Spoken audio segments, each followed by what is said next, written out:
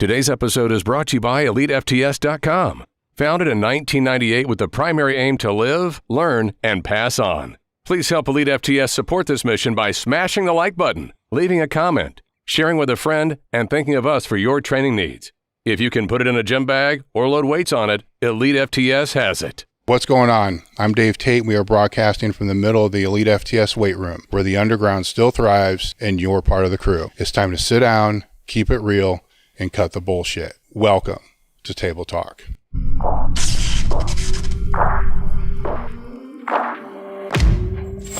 What's going on, guys? We are back, and before we begin, I want to thank all of our new crew members. We had several join after the last podcast. What our crew is, and if you want to be a crew member, that's how you can directly support the podcast. When you become a crew member, you get 14 of my ebooks complimentary, no cost. You get 15% off the Table Talk coffee, off all Elite FTS apparel, including the limited edition line. And once we hit 200 members, we'll be posting exclusive content for you guys. You can find the link in the description. Join the crew, help support the podcast. Today, my guest is Ken Jackson. Ken is an IFBB pro, got his pro card in 2011, I believe. Owns Jack's Fitness. It's a training center, Fit Foods RX. Played for the University of Michigan when they won the national title in '98. And I know Ken because he used to come down and train with John Meadows. So we're going to talk a little bit about that. We're going to talk about his training history. So the one thing I thought I would do just to kind of kick us off is to start with one of the videos I know John would want us to start with 100%, which is the cattle prod video, which I believe that was being filmed for. What was that being filmed for? Because Saigo was down. I don't know what that was being filmed for. I don't really remember either. I think it was just we were training and you broke out the cattle prod. Yes, because John, this actually started, this is crazy. I don't know if John shared the story, but he wanted this to begin with a taser. Yes. So the original plan was we would do a set of squats to failure. And then as soon as the set was done, get whacked with a taser. Yes.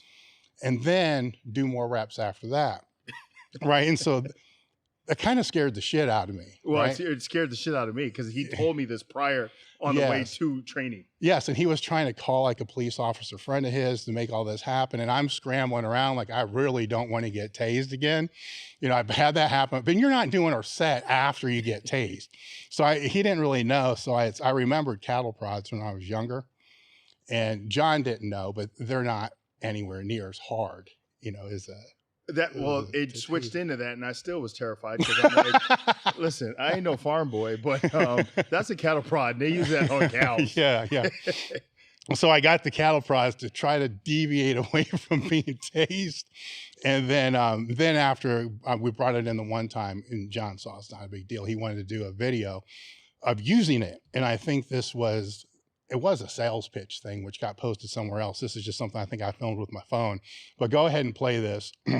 So the intention here was to do a set to failure.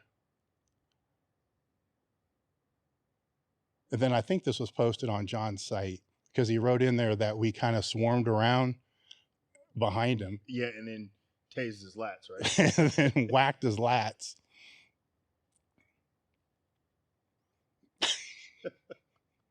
This is so stupid. In my mind at the time, all I'm thinking, this is so stupid. I can't believe that he's filming this because people are going to think it's serious, and they did. They did. And they did. Serious. And then it was just.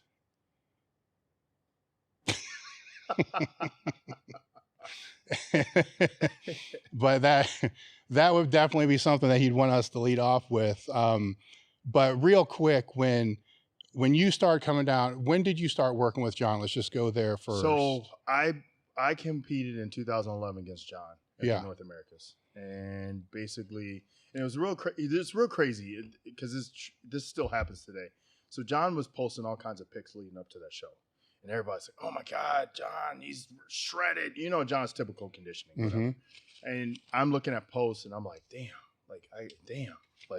okay, I know I don't look like that, but damn, right?" So we're going into the show, and I was training with Neil Hill at the time. And we go into the show, John's there.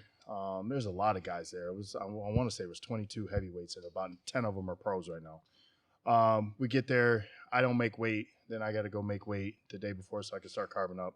Long story short, we get to prejudging backstage. Everybody takes their stuff off, and I'm in wow. Like, I ain't never seen that ever. It's an anatomy chart. I mean, John's just shredded. And I'm like, and then Neil's like, take it easy, mate. You know, take it easy. Ken, focus, snap, focus.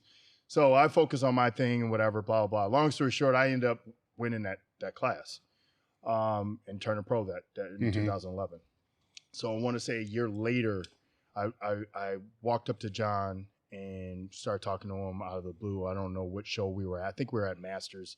And I asked him if he would be my coach. I was interested in him coaching, and he couldn't believe it. And he was like humbled, and I was like, "This is John Meadows. Like, why can't you believe it? Like, I'm just some young dude that just turned pro. I'm nobody." So anyway, long story short, he we talked, sat, got along. I hired him, and then he started bringing me here, which just was a whole nother different kind of environment for me. Yeah, that was a transitional time for him as well, though, because he just walked away from the bank.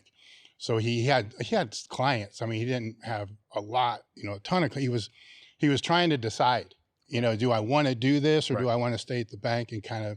So when you first started coming down, you were probably going to Lifetime Fitness, which is like the huge, So what's going through your mind when you come down to train with him, and then the place that you're going to, is the most commercial place. Exactly. So I'm like, this is unorthodox, right? Like, I'm training with a bodybuilding coach at Lifetime Fitness. Like, what the fuck is going on, right? But the training was still the training. Yeah. So, and I still was getting my ass kicked, and I was like, okay, well, this is what it is, and like, it was very weird and surreal because I had to, obviously, Lifetime is a family gym. I'm yelling fuck, and I'm laying on the ground, and like he's doing drop sets and this and that and all kinds of crazy stuff where Lifetime's like, not that they frown upon it, but it's just like that's not what we do here. Yeah, I know. I went there twice, like once, and I didn't like it at all. And I'm like, well, I need to go a second time just to make sure I wasn't super biased against it. But he liked going there because they had the daycare for the kids, and they didn't really care, about all that. But the I still could never do it. After that, we did legs the second time. I'm like, I can't do that. Well, here's what's really funny. So when he started bringing me here, that really ruined Lifetime, completely. Like, I was like, John, let's just go to Elite. He's like, all right, we'll hook it up with Elite when you come down. I was like, bet. Yes. And then he'd swim and shit afterwards. Right. And then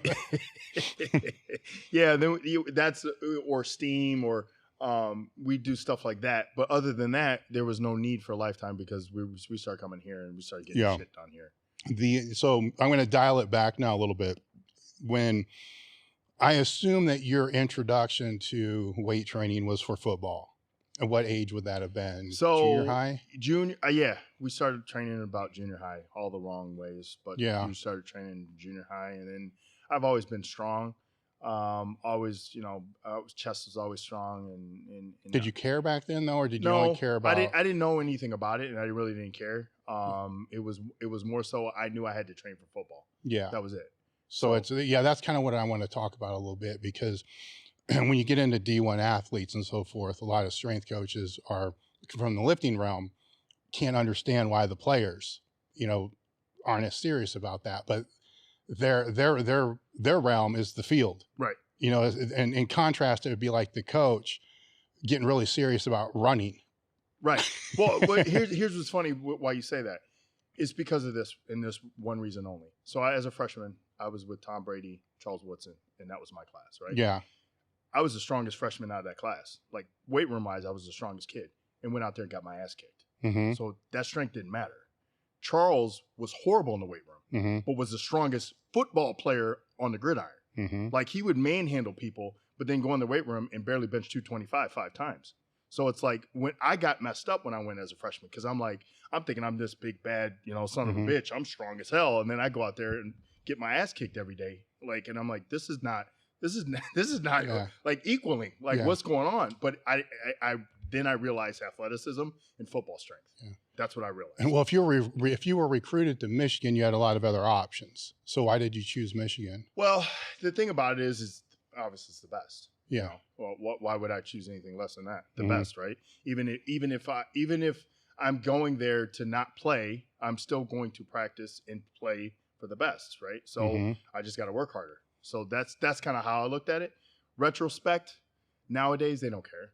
Like nowadays it's like if you go to like, let's say a Central and you start as a freshman and you play 4 years at Central compared to going to a Michigan and only playing your senior year, that guy that played at Central for 4 years is going to have more football experience that the NFL wants to see because he has more game playing experience. Yeah, he might not play against the top. Yeah, but it's about experience now. So when you say they don't care, you're saying the NFL they don't care. The recruiters don't care. Look at Antonio Brown. Yeah, from Central. Yeah, one of the best receivers in the league. They it's all about what can you give me now. Yeah, what can you do for me now? Right. Yes. We don't want a project. We want you to come and help us play. We're going to pay you a lot of money for you to immediately help us. Now you look at experience, right? 4 years starting from a freshman. Or 1 year starting at a D1, who's going to have the more football experience. Yeah. Would that have changed your decision Probably. Going back? Absolutely. Yeah, because like I played, but I didn't play like a lot. Yeah. So if I go to Bowling Green or like another little smaller school and I start as a freshman, I'm going to have 4 years under my belt. I have probably more of a chance to make the NFL than sparingly playing at Michigan. Well, recruiting's changed too over the years too, right? Because athletes can leave. Correct. Right? Where before a lot of athletes were recruited just to not play someplace else. Correct. We had 5 quarterbacks when I played. We had Greasy, Drosbach, Kapshner, Brady, and a Carr. That's 5. Now, 5 of those guys can go anywhere in the country and start. Yeah. Right? Yeah. I mean, that's the 5 quarterbacks I played with. Yes. And we had the same thing at running back. So it's like guys go – when I played and when I went there as a freshman or when I was young, guys went to school and they didn't care. They just wanted to go to Miami. They wanted to go to Michigan. They wanted to go to Notre Dame. They wanted to go to these type schools. It didn't matter who was there. In their minds, they were like, well, I'm going to play. Well, you might not. But it was so bet on they're going to play. Nowadays, guys go pick their school because they want to start. Yes. They want to start. They want to star, period. Because that's just a stepping stone to the ultimate goal, which is what? The NFL. So when you were with your time there, was it frustrating for you knowing that you were stronger, but yet and working perhaps harder? You know what the most frustrating part was? When I went to Michigan, a coach named Vance Bedford sat me down as a freshman and told me, you're not good. He said, you can be good. He goes, but you're not good. And he goes, and you think you are good. He goes, so you got 2 options. You could go home. We could kick you off the team. You can go home and pout. Or you can take the chip off your shoulder, work hard, and contribute to this team and help this team win. Which one do you want to do? So I made a decision. I said, okay, I'm not good. So I went out there and worked my ass off. The most frustrating part was when I became a junior and I thought, okay, I put in my time. I put in my hard work. Like Coach Carr has touted me as, a leader and blah, blah. All things are coming to me. Vance Bedford left. There's my shot. Another coach came in. He had his favorites. I wasn't one of his favorites. Basically, that coach told me, I can't protect your shenanigans, Ken Jackson. He goes, I just moved my family here. This is a new job for me. He goes, you need to calm that shit down you do on the field. And it wasn't even about calming down. Like when I went on the field, I didn't allow anyone to get in my way of working hard. So that's just my mentality. So if you were a starter, I didn't care. I'm going to run through your chin. That's just the mentality I had because I had to have that. And Vance Bedford, when he was there, he promoted that. And would tell Coach Carr, if all of your scholarship guys, because I was a walk-on, if all your scholarship guys had an ounce of Ken Jackson in them, we'd have an all-star team. So that was just a mentality I just had to have. How did that make you feel when he told you that? Those points in college made me the man that I am today. A lot of that, basically ups and downs. Basically, that's life. That's just the way life is. You know what I mean? Like you don't go through life without any obstacles. And once you have choices. Either you let the obstacle defeat you, or you get over it. It's pretty simple. Do you think that played into your choice of going into bodybuilding because it's all you? Yeah, because I have control of that. Yeah. Yeah, I might not have control of the judging, but I have control of how I look on that stage. I can control that.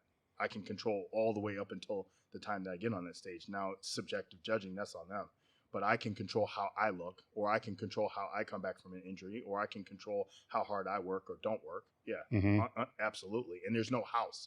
There's not a coach housing you and saying, okay, I'm going to put you in this box, and I don't want you to go outside this box. This is my plan for you. Because that's how it is in college football. They have a plan for every guy. You know what I mean? Like, especially, let's say a guy's coming from a highly touted school where they're pushing out athletes. They're going to start that guy regardless if he's good or not. Why? Because they're getting a lot of athletes from that school. If they don't start that guy and that powerhouse is pumping athletes to Michigan, well, those guys are going to be like, I ain't going there. I'm going to Alabama.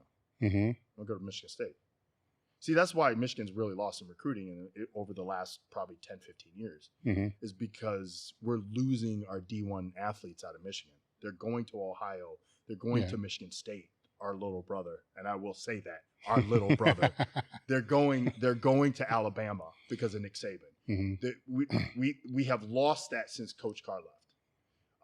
We're not getting those D1 guys in those schools. And then after that, it's just a kind of a domino effect. Yeah. You know what I'm saying? So what pulled you into football rather than, say, wrestling or an individual sport? Well, Texas. What do you mean Texas? I lived in Texas. Oh, okay. I didn't know that. Yeah, it's all about football. Okay. Yeah. Oh, yeah. So you were born with the football helmet on. Exactly. Yeah. Exactly. Yeah. There was no option. Okay. Yeah, they didn't even really have wrestling down in Texas. Okay, so you came from Texas to Michigan for Michigan? So I was born in Detroit. Yes. And then spent most of my life in Texas. Okay. And then that makes sense, right? So it's the reason I ask these things is a lot of times you'll find in bodybuilding, powerlifting, strength sports in general, you find people that really didn't fit really well into a team sport environment, right, for the exact reason that you're talking about. Correct. Because their work output doesn't necessarily result in the result of the team output, because some of the other people are either better on the field, right, or just don't have to work hard. Correct. And that's fucking frustrating. Right. Yeah, and so they go into bodybuilding, or they go into powerlifting. Yes. So they end up pivoting in that other direction. And I pivoted the other way because I was done playing football, but I wasn't done competing, and I just didn't know what I wanted to do. Yeah. Until I was like, oh, I found bodybuilding. How did that happen? Some guy in the gym I was at Lifetime, and some guy in the gym came up to me with a ripped up t-shirt, little skinny tee, which I've never seen before, which I was like, kind of like, I don't know about all that, but you're showing too much skin for me, but it's all good. He comes up to me, he's like, hey man, you bodybuild? I go, nah. Because you want to? I go, nah, man, I just got out of college. He's like, don't waste that body God gave you. He's like, you could do well at bodybuilding. I was like, yeah, I'm good. I don't think I could diet.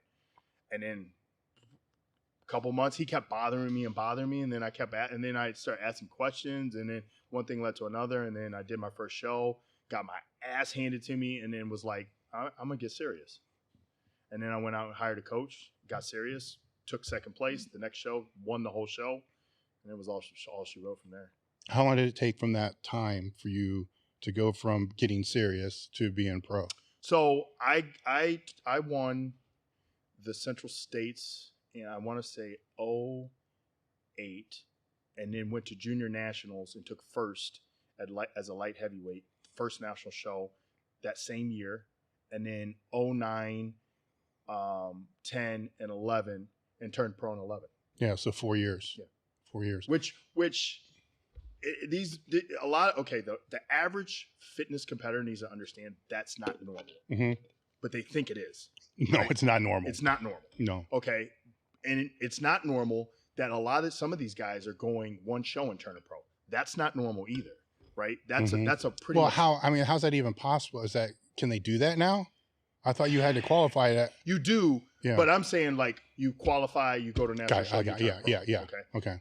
There's plenty of reasons why that's happening today, and not when I turned pro. They're giving out tons of way more pro cards. First and second are getting pro cards in a lot of these shows. So there's that answer. Plus, you know how it goes. If you're chosen, you're chosen. You know what I mean? The powers that be say, I have bestowed pronus on this guy. Yeah. We like him. He's gonna turn pro. That's it. Yeah. They didn't have that really back then. Like it was like you work your ass off, you look good, or you don't look good. Well, you go back far enough, I think for men's bodybuilding, there were only, what, 2, 3 pro cards Correct. a year. A year. I mean, it was the Yeah. nationals, right? That Each was class it. in the Right. nationals, and then overall in USA. Correct. I think that was it. Yeah, that was it. And before that, it was like almost like, it was like the Canadian league where it was like one a year. Yeah. Yeah. So now it's all generated by money. Mm-hmm. But I got to ask these guys this question though: if you take second place and you get a pro card, are you ready to compete as a pro? Because you didn't beat the first place person. Yeah. So what does that tell you? Now, what does that tell you? Mm-hmm. You just got a pro card to get a pro card. Mm-hmm. You're not ready to compete because you didn't win. Yeah. Yeah. You know, they're not like thinking about this in their head. Like you took second. So when you turned pro, did you take any time off between that time? Yeah, I took a year off. I took a year, and that's kind of when I really hired John. I took Yeah. a year off, and then I came back and did the Toronto Pro and did real shitty. It looked like shit, and it looked like I shouldn't even won my pro card. And that's when I seeked out John. Okay. That's when I seeked out John. Okay. Why, thinking back, why do you think you looked like shit? I don't think I was prepared. Mm-hmm. I can tell you, I was working with a particular person, and that person was in mental kind of duress. Mm-hmm. Had a lot of stuff going on in his life. Like it was just a whirlwind. Mm-hmm. Now, put it this way: it was 3 times where that person was supposed to come to my show. Everything was paid by me. Mm-hmm. Blah blah blah. No show 3 times. Got it. And so you've been a pro for a decade, Yeah. right? So, and you turned pro at an older age, right? So what, 35? I was 35. So 35 is when you turn pro. And so your best look, I believe, is probably last year. Yeah. Would you agree? Yes. You know, It surpassed 2016's look with John. Yes, which is 45. Yeah. You know, which is why, I mean, there's a lot of variables that can play into that, but what are some of the reasons why you think that is? Teaching, learning, the ability to observe, and the ability to think. Yes. Like outside the box and not think like sheep. And I hate to say that because I hate that sheep shit saying. Yeah. But it's the truth. Mm-hmm. You can't you have the sport's individual, right? So what's good for this person might not be good for you. How that person trains might not be good for you. Like, so you have to keep a level head on your body because you have to stay focused on you, and you can't look left or right. And I think that's what's kept me in the game for so long and kept me getting better every year, is because I ignore everything around me and I focus like on what I need to do to be my best. Was it always that way? No, I had to learn it. What caused that shift? I mean, tell me a story about, or tell me a time when you were like, shit, I need to. I could tell you this. Yeah. You and John played a huge role in my mental capacity. Yeah. Michigan obviously played a huge role in just mental strength. Mm-hmm. But I think you and John took that to a whole nother level because it was expectation. Like they used to say at Michigan, expectation for the position, right? So regardless of who gets hurt, you got to go in there and play the position. We're not telling you to play like Charles Woodson. We're telling you to play the fucking position, right? Mm-hmm. So with you and John, it was like an expectation. You come in this gym and we expect you to work hard. We expect you to take it to the next level. We don't care what you did last week. Mm-hmm. We don't care what you did last month here. It's now. We got to go now. And it's funny too, because you would come in late. Mm-hmm. And I'd be like, oh, he's not coming. Mm-hmm. He's not coming today. And then you walk your ass in and I'm like, oh, sets just went up. Mm-hmm. Reps just went up. Form just like got attacked. Mm-hmm. Like craziness is about to happen, right? And I think going into each workout like that with that mindset is what basically has brought the better version of me almost every single year. And you have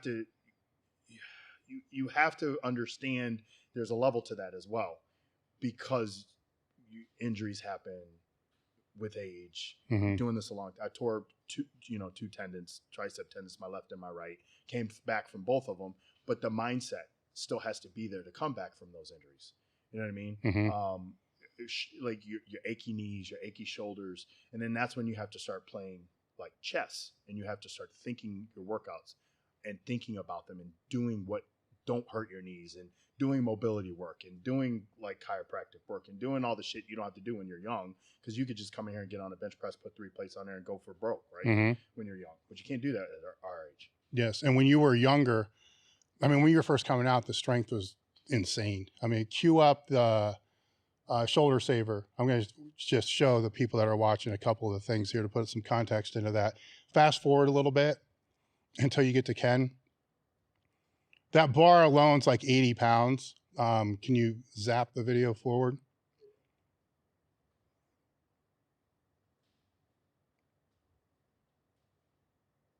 So we got right there. So slow that down. So that's 4 plates, you know, so you're looking at like, I don't know, 91, 455, something more than 455 is what's on that bar. And you did that for 5, right?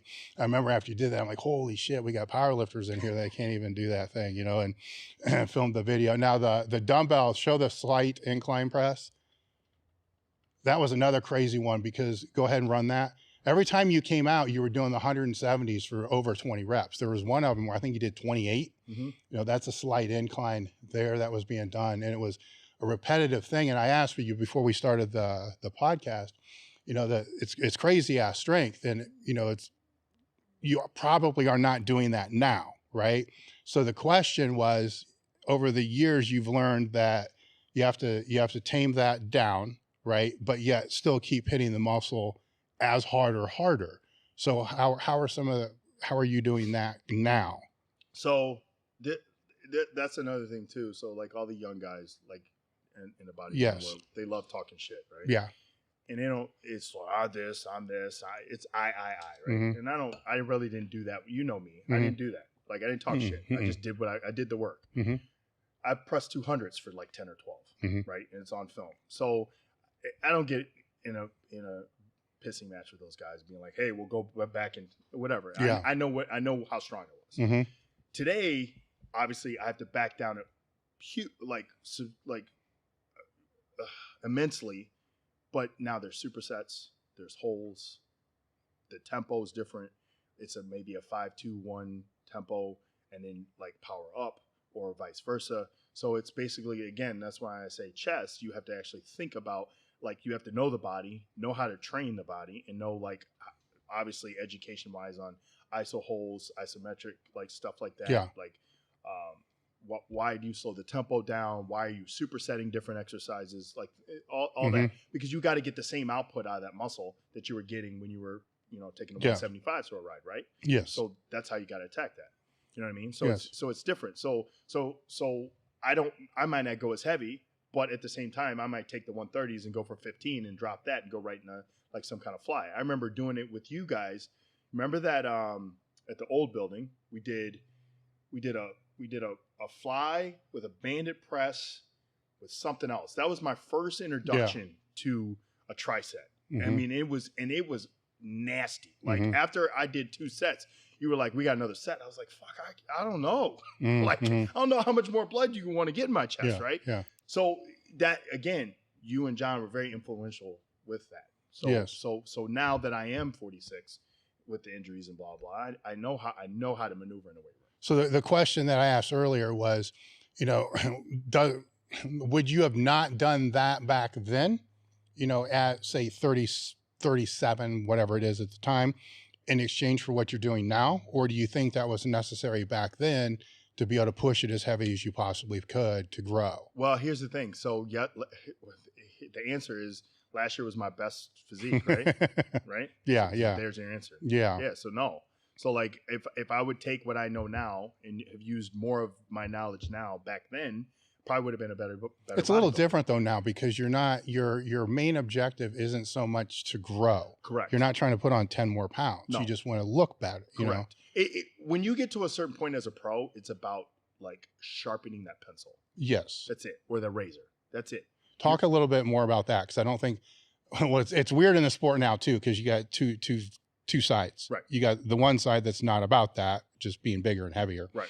Then the other side that is. Right. So I think more discussion about that, your side needs to be had, right? Right. Because you just end up being a balloon. Well, this is the thing. So you have to be really a real like person to yourself and answer the question, right? And my question is, can I walk around at 300 pounds? or close to it. Yeah, I could, but I'd be a balloon mess. Mm-hmm. My waistline would be blown out. Like it won't be coming back. So what are my strengths? How do I stand next to a guy that's bigger than me and not make him look like he's morphing me? Because of my small muscle belt, my small waist. Mm-hmm. So why would I blow that out? Yeah. That's where people have to like really sit down and like look in the mirror. And I think what's happening today is people are not doing that. Like you see all these 212 guys trying to jump in the open, right? Mm-hmm. You see all these classic physique guys trying to jump in the 212. You see all these men's physique guys trying to jump in the classic. Like it's like everybody looks at themselves bigger than what they really are. And I think they mess themselves up. Perfect example. There was a men's physique guy who was winning, right? He was winning. He was winning. He was one of the top guys, and he decided he wanted to go to Classic. Fucked himself up, went to Classic. Then it took him a couple years to get back on the winning scheme of things. Mm-hmm. He went back to being a men's physique. But you wasted years. You were on top. What are you doing? You were on top. Flex Lewis is a perfect example. He didn't get too big for his britches, mm-hmm. right? 8-year Mr. 212 Olympia. Yes. And everybody talks shit about how he's going to go to the open and blah, blah. And Flex, in his mind, he knew what he was going to do. He mm-hmm. didn't verbalize it, but he knew in his heart and his mind what he was going to do, how he was going to take his career, how he was going to end his career, and all the above. Like, why do you think these guys are doing that? Why do you think they're moving in that? Because it's happened in the women's side too. Because the league is allowing it. I know, but that's so you get what I'm saying. Put it this way: the judging, right? Yes. So you get like 5 guys up there, and 3 of them are just mass monsters, but they're not in great shape, but they're just freak shows, right? And that's your top 3. That's why. Mm-hmm. Okay, and you get a guy who's made 6, whose physique is beautiful, shredded, and he's 6. So now, where do you think people are going to try to get to? They're going to mm-hmm. try to be the mass monsters, even if they're not the mass monsters. Even though, rest in peace, Cedric's dying. Mm-hmm. Rest in peace, Sean Roden dying. Rest in peace to all these guys dying. Like, and why are they dying? And don't make the excuse of, well, they just had a bad stent. No, there's too much death. Mm-hmm. It's not coincidental. Multiple deaths, right? Yeah. It's not coincidental. There has to be some type of scientific anatomy, physiology thing going on. So it's like me at 46. I'm trying to be 300 pounds. My heart ain't gonna take that. Yeah. Why do you think these guys are dying? What do you think's the main things playing into that? Pushing envelope. Yes. You're pushing envelope. Like when you push the envelope, like I know that if once I get to 275, 280, I can't breathe. Yeah. It's hard to put my shoes on. It's hard to get out of bed. It's hard to put my clothes on and get ready for work. Like I can do it, but I can breathe. I can hear myself breathing. I can remember one time I got real heavy and I was doing something. I don't remember what it was. And I'm like, is that you breathing, Ken? Mm-hmm. It was. Then you got sleep apnea because you're not going to sleep good at night. And then I could vividly remember waking up choking certain nights and choking on my own saliva and realizing it's because I'm too heavy. Mm-hmm. So you think it's just they're too heavy, or are they just pushing the chemicals too hard? Probably a little bit of both. Yeah. And I can't really say chemicals because I don't really know what those guys are taking. Yeah. You know what I mean? Mm-hmm. I just can talk from experience on what I know that my body, when I was heavy and pushing gear, wasn't good. My blood pressure was sky high. Breathing was difficult. Cardio was non-existent. Like me moving around was non-existent. I would I would train people sitting down. Yeah. Yeah. I'm just trying to figure out, because there's been a rash. I mean, it kind of slowed down, but it's only kind of slowed down, I think, because people aren't talking about it. Correct. Right. But it's still happening. Correct. And, it's, as an outsider looking in, I wondered if COVID kind of played a role into this because shows got canceled. So people stayed in prep way longer than they normally would. So they're pushing gear way longer than they normally would. They're in the off season way longer than they would. Yeah, but you know what? They're pushing gear regardless of COVID or not. You know that, right? Yeah, I know, but at the same level all year? Yes. Okay, well then that blows that theory out. Yes. Yeah. They're for sure. You know what I'm saying? But I'm thinking if, say, you're 5 weeks out from a show, then all of a sudden that show doesn't happen. Correct. Now it's 10 weeks out. Right. But guys are pushing gear regardless. Yeah. Because you're so hesitant to the next man, right? The competitor. Mm-hmm. Well, I can't let up because is he letting up? You know Yeah. what I mean? Like nowadays it's I want it now. Mm-hmm. Like I want to win the Olympia now. I want to qualify for the Olympia now. I know I'm only 22 years old. I don't care what's happened to Dallas. I don't care what happened to Luke. I don't care what is happening going on around me. I know I'm focusing. This is what I'm going to do, Mm-hmm. and that's fine. I get it. It's choice, but there's hazards to that choice. Yeah. You know what I mean? And for me, as a father of two girls, I'm choosing to stay here on this earth for them. Mm-hmm. I could easily try to push the growth, Mm-hmm. all the things that I need to push the food and eat 8 times a day and get up in the middle of the night and eat and all the above. But what is that? There's too many risk of reward to that for me. How many of these guys are actually like watching their blood work and watching their vitals or any of that shit, where they just say, fuck it, and not do anything? Well, now everybody's doing that and showing it on the internet and saying, "Hey, look at my paperwork." Right? Yeah. Okay, that's a one-time test. Okay. When though? Exactly. Exactly. Okay. I'll ask you this question. Yeah. You see a lot of these young guys with varicose veins. Mm-hmm. We didn't have that. Mm-hmm. Did you? Mm-hmm. Did I? Mm-hmm. Have you seen that like in young guys Yeah. at 22, 23 years old? And don't tell me Yeah. it's hereditary. Yeah. Like it Yeah. just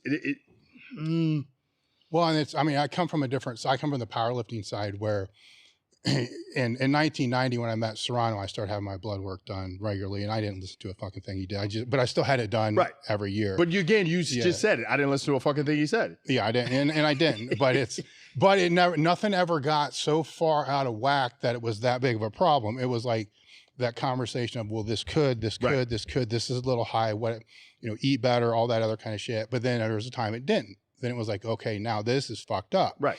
I was older and all those other things.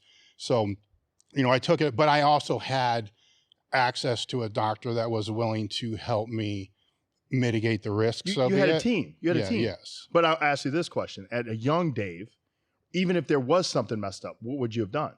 I would have kept going. But it's different because it's the number of drugs associated are less. Correct. For one sport compared to now. That's not saying that they're not doing it, right? Because they are. Where I think that, and it could have changed because I had access to somebody to be able to mitigate, right? To be able to say, and then I also kind of knew John that helped a little bit later down the line too, to be able to push and say, maybe you do want to go on blood pressure meds, and part of you is like, fuck that, I don't want to do that. Like, why would I want to do that? Right. That's just being purple's cool, but it's not, right? Right. But nowadays there's companies like Merrick Health, that it sponsors the podcast, by the way, merrickhealth.com/table talk is the link in the description. But they have the self-service labs. So, it's easy, right? You just go freaking have the labs done. You can review them yourself, right? Or we have a table talk things, which is the panel that I've used pretty much for 10 years or 15 or whatever the fuck it is. But that aside, because I don't even think people are doing that, but that aside, they have guided optimization, which is cool because now they'll have a patient care coordinator, whatever they want to call it, go with you, not on the phone, right? Talk to you and say, here's the labs that you should have done, and know that you're a competitive bodybuilder, know that you're pro, know that you're pushing the envelope. So these are the labs that you should have done. And because they're, I don't know if I can say this, not a doctor, they're ethically not bound to be able to say, you have to stop all this other kind of shit, but they can help review the labs. And then if they do have to mitigate the damage, or if somebody's just interested in longevity, hormone optimizations, all the other things outside of the competitive sport, which is most of the people listening to this, they'll help with that as well. And then once they have the report, they'll put you in touch with a hormone specialist that will write you the prescriptions that you need to bring the hormones up or whatever. So now, what I guess the point I'm trying to get to is with things like that available today, I don't see, I do because of what you just pushed back on me, like what would I have done? Right. I don't see why they're not just doing the minimum to be able to know how fucked up it is. Here's why. And I work with a company, it's called Reverly in Michigan. It was a great company too. Mm-hmm. So here's why. If you get blood work done regularly, then you have to make a decision. Does that make sense? Yeah. Meaning, like, if you don't get blood work done, well, I feel great. I feel good. My training is the best it's ever been. I look the best I've ever been. Now, if you get blood work that comes back really fucked up, you got to make a decision. But yeah, I mean, at least you know though. But they don't. But guys don't want to know, because if you know, then you got to constantly say, I'm going to keep pushing this, or I'm not going to push this. Right? Example. I heard that Sean has had prior heart attacks to the one that took him out. Right? You got to make a decision. Right? Yeah. To me, after one, I'm done. If I get pain down my arm and I'm going to the hospital and like I'm overnight and they said you just suffered a mild heart attack, I'm done. Gone. Done. You'll take me out after that, natural causes, because I'm not gonna. I just can't. Yeah. But that's me. That's you know what I'm saying. So I feel like this is the sport. This is the mindset, and I feel that's why it's not being done religiously like it should be, because you have to make a conscious decision if something does come back fucked up. Meaning, like, well, shit, it's fucked up, but I'm still gonna push this. Yeah. Well, the other funny thing that I've seen is on the strength side is people will do a meet, or then they'll back off, lower everything, then wait 8 weeks, then go get the blood work done.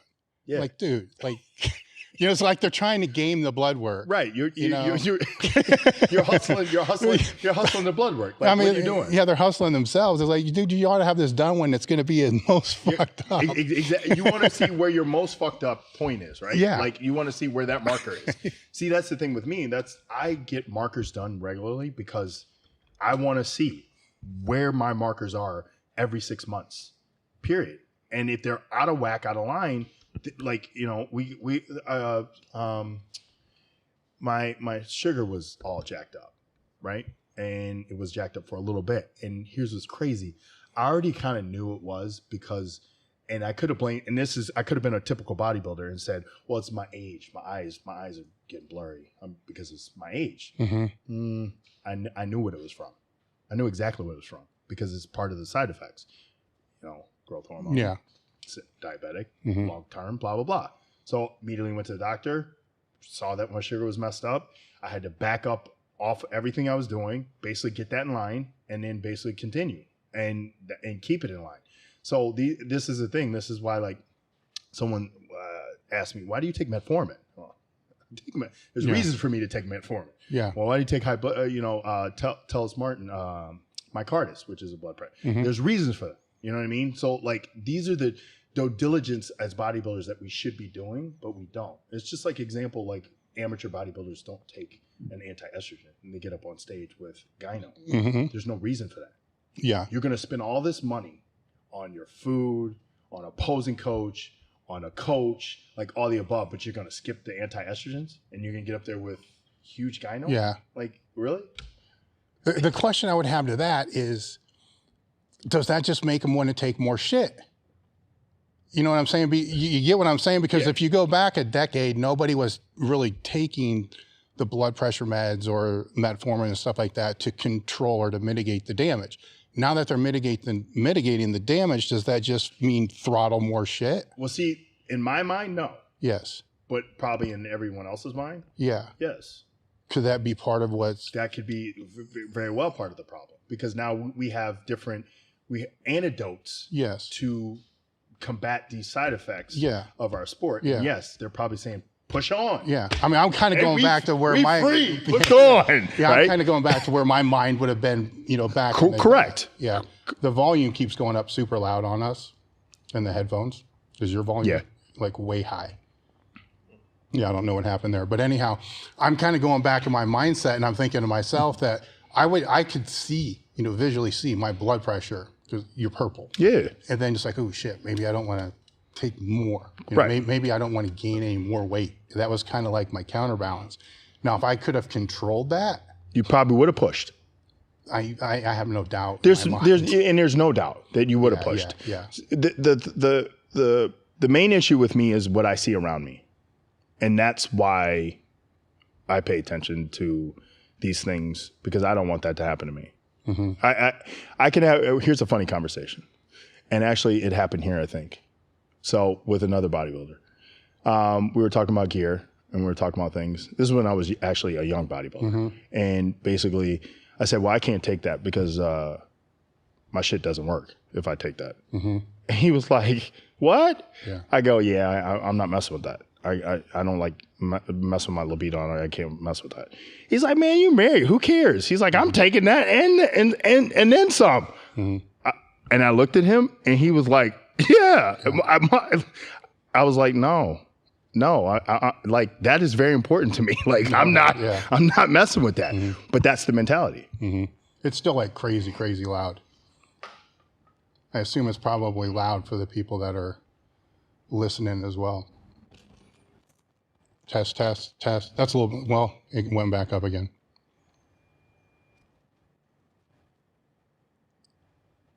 It's still loud. We'll just keep going and you can kind of mess with it. I'll let you know if it comes down a little bit. I think that just went down. There, we're good. That good? Yeah. All right. All right, so to stay on that topic, you can actually bring it up a little bit because I just lost it. But as long as the people can hear that are here, then we'll be able to see. All right, so I think you just went too loud again. Our audio is staying level. So. All right, and then just turn the headphones down a little bit. All right, that's fine. We'll just make it work from here. All right, so with that in mind, that makes me think that this is going to become an even bigger problem. I mean, if you really project forward, it's going to be. Like, yeah. And there's really not stopping this beast. Yeah. You're not going to stop it. You're just not. And I don't. Well, I think it could be stopped if the judging criteria were to change. And it's not going to.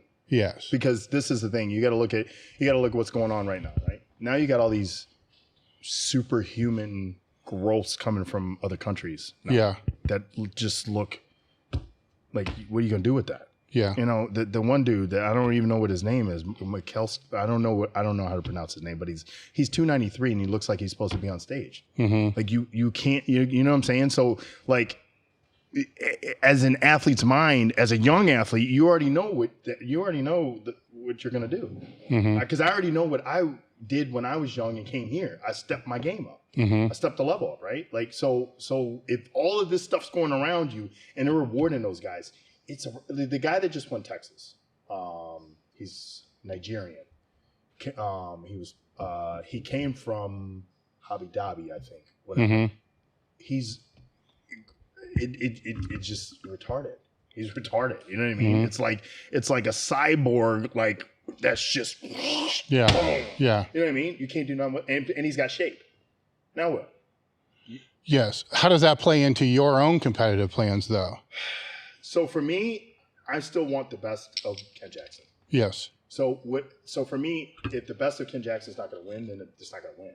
But I still haven't reached, I think, the pinnacle of what I potentially could look like. And once I do, then that's probably when I'll say either I'll continue a little bit more or I'll retire. So you're just chasing after your own best. Yeah, because if I don't do that, I will hurt myself. I will hurt myself. I will become obsessed to the point. Where I will either hurt myself or be gone from this earth. Because this is how your brain works. Would your brain still? I mean, because you're older, you're more mature, right? You've been around a lot longer. You got businesses, you got a family, you got kids. I have responsibilities. Yeah. So 10 years ago, would you have thought the same thing? No. Okay. I would have pushed. Yes. I would have definitely pushed the envelope. I did. Yeah. Every relationship, whatever got my way, I rolled right over it. Steamed right over it. Well, at some point in time, you had to. Now, we're talking everything here, right? So we're not just talking the drugs, chemicals, and all that, right?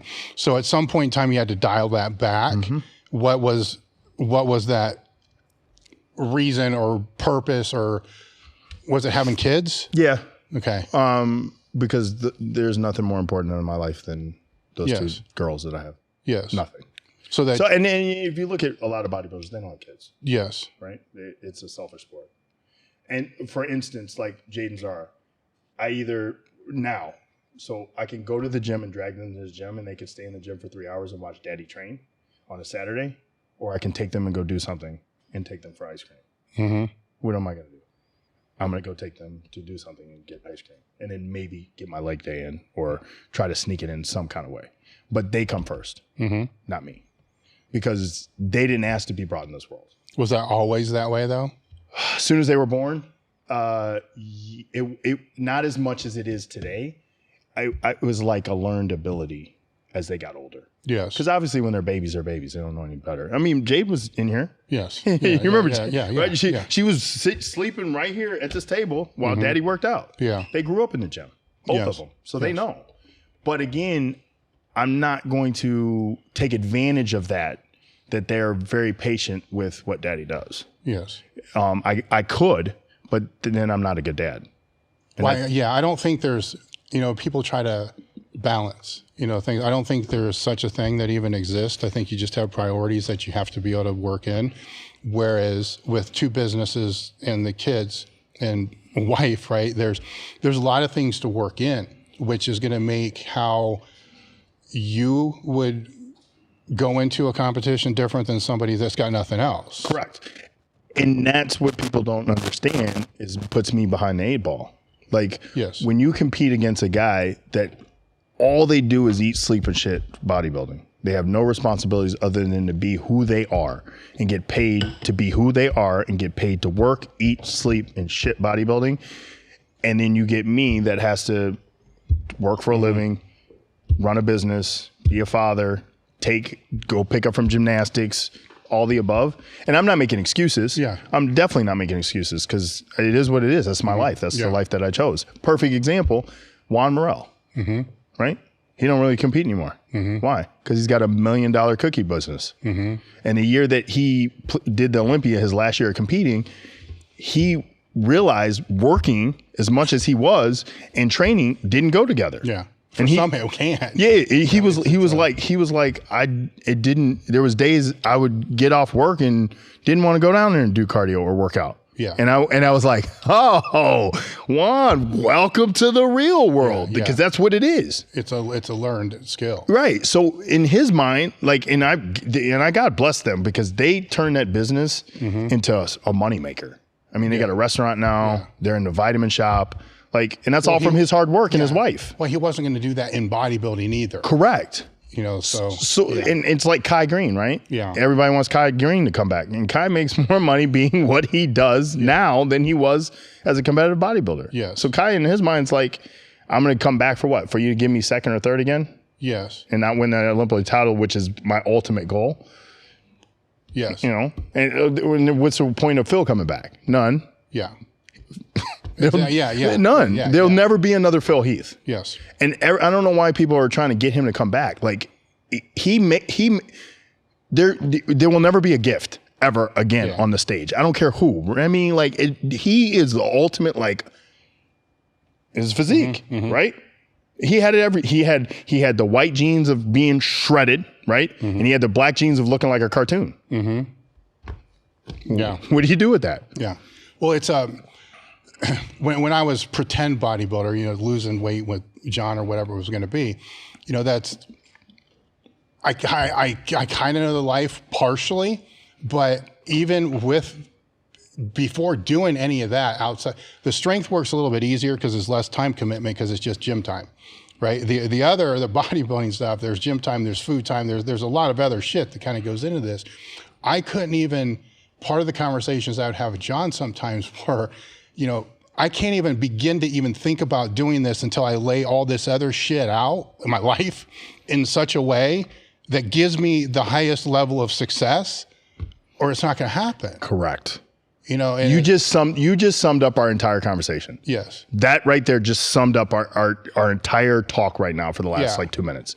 Because if you don't have all the stars aligned, you are not going to be successful. Yes. You're just not. At least, no, you can't. I mean, it's got to at least, it's still going to be fucked up, Correct. But you have to at least have a paved road. You have to have a paved road. Yeah. And you have to have a paved road for consistent. Patrick, the guy I work with now, says if you can string enough consistent days over a course of time together, yes, you have something special. Yes. And that's the truth. And it's very, very that's not a profound statement. It's, if you just think about it, you have to string the same amount of consistent days over a course of time together, and then you're going to come up with something special at the end of it. Where if that's all you have, it's easier to do. Correct. You have two businesses or a business or whatever, you're looking at projects down the line, you're like, you already know from being in business for so long, this project 3 months from now is going to be a clusterfuck. Correct. It's going to happen. Or there's other disruptions that you're dealing with that it just can't align. How do you plot your path? I mean, I assume you have to do the same thing. It's like you need to have at least 3 or 4 months. It's like when you want to, it's the exact same thing as like when you want to have kids in this whole business. Yeah. Right. You have to plan. I got to go see a doctor. I got to go see my urologist. I got to plan out an off season that doesn't coexist with me trying to have a kid. And then I got to it's everything. When you're a bodybuilder competitively, everything's a plan. Everything. Now, when you have more responsibilities, now the plan becomes more extensive because you have more responsibilities and more things pulling at you. When you have less responsibilities, it's easy. You wake up, you eat. You wake up, you do your cardio, you drink your little coffee, you go eat your meal, you get on, watch a podcast or two, right? You walk into the gym, you train, you leave, you go to sleep, you go take a nap, eat your meals, you get up, you go train again, and you come home and do it all over again. And, but I forgot, you pose, you stretch, but you have time for all that. Like if my first client is at 5:30 in the morning and I don't get home until 9 or 10 o'clock at night, and then I go to bed at like 11 or 12, I don't have time for all that. But I got to make time for that. Yeah. Because the person I'm going against is making time for that. That's where people don't understand.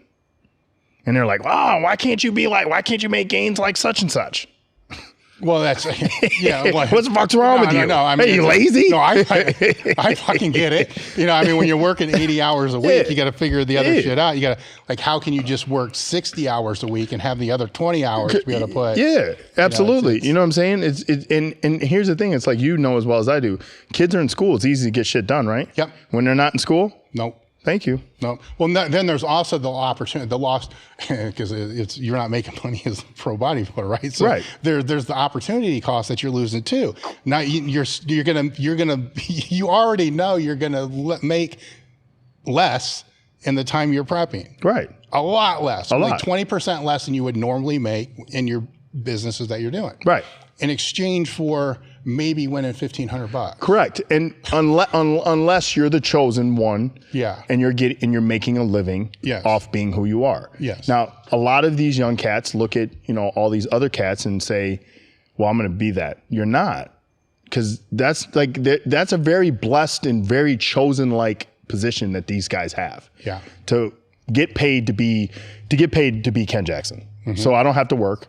I can do online business, which is cookie cutter cent, but I get 6 figures from a company because I'm Ken Jackson. And I might mention blah, blah, blah, blah, blah every now and then and wear a t-shirt. Yeah. Right.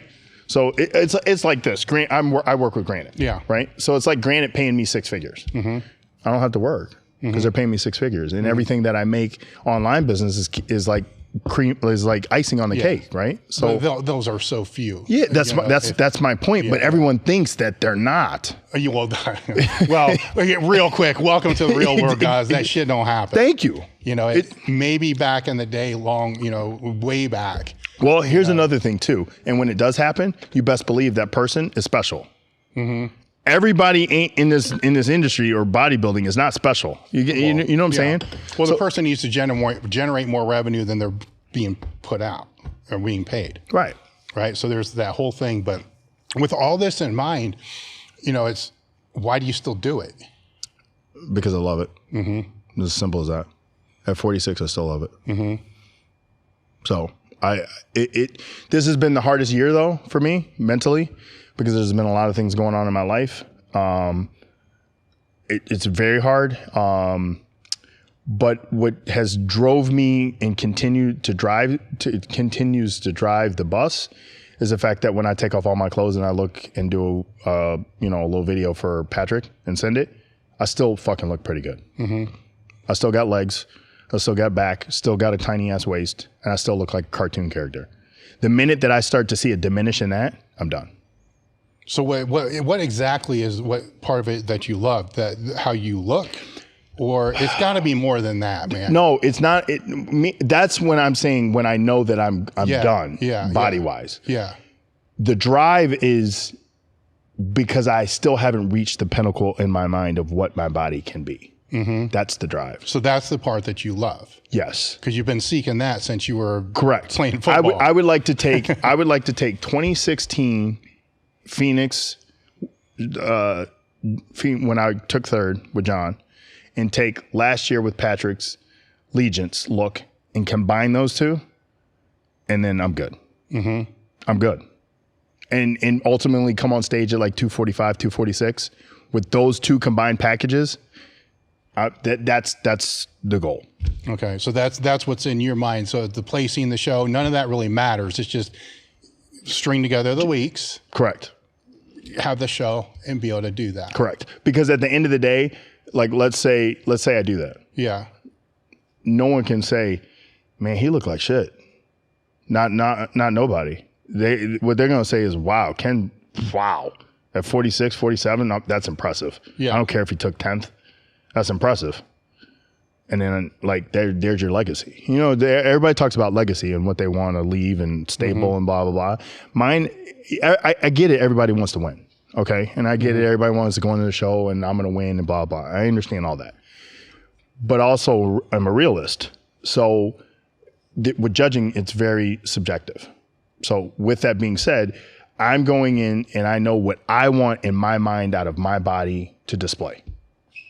That's what I know. Mm-hmm. And no one can take that away from me.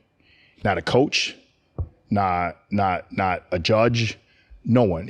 We go back to the original conversation that we had at the beginning of this podcast about how like football and powerlifting and bodybuilding, they're individual sports compared to a team sport.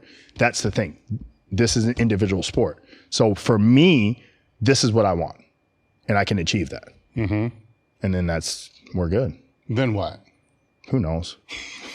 Who knows? Because I could talk shit and say I'll retire, but you know as well as I do, when I do achieve that, it's probably going to give me more juice and like to keep going. Yes, it is what it is. So how do you fight that? Because there's still that demon inside, right? So how do you fight that demon that wants to tip too far? You can't tell me it's not there. When it does go too far, I always get blood work done. Yeah. When I know I'm you know what I mean? Yeah. I go make sure that I'm not so far left. Yes. That I'm in line. There's still even with that, you could still say, you know what, fuck it, it's only 2 more years. Mm-hmm. Right. So that's the I'm still saying that. That demon. No, I'm saying even when the blood works back. Right. I know. You know. I know what you're saying. Yeah. And you're because you're like, I'm gonna give myself another 2 years. Yeah. 48. I'll be good. Mm-hmm. Right. That's how we're bred. Mm-hmm. You know what I mean? Like it's in you to either be that way or it's not in you. I train a lot of young athletes, and I really want to tell their parents, it ain't in them. They ain't got it. Mm-hmm. You know what I mean? Like it's not really a learned ability. It kind of is, but it's not. It's learned because it's brought out of you, right? You have it in you. You just don't know how to regurgitate it, right? How would you define that you're talking about? It's a thing inside you that just drives and just you do everything at 100% until it's done. Mm-hmm. That's it. Like people would say, you're crazy for driving down to Ohio for 4 hours and to train and then drive right back. What's wrong with you? Yeah. Nothing. What's wrong with you? Mm-hmm. Well, when people knew I was driving today, they're like, you come back the same day? I said, yeah. I was like, when Dave Tate asks you to do something, you fucking say what and how high? Like, you know what I mean? Like, I think we've lost that as society. Mm-hmm. You know what I mean? What I'm trying to get at is you're working with young athletes, and you said earlier when you were in Michigan, they helped pull that out of you. How are you trying to help pull that out of these athletes, or do you not have them long enough? It's hard. When I say they don't have it, it's hard to pull something out of an athlete that doesn't have it. Yeah. Because you know how I was willing to come down here. Yeah. You guys would be like, hey, I'll see you next week. I'll be like, I'll come down here every week if you want me to. And you're like, yeah, okay. Right? You remember when John was living. It didn't matter. Right?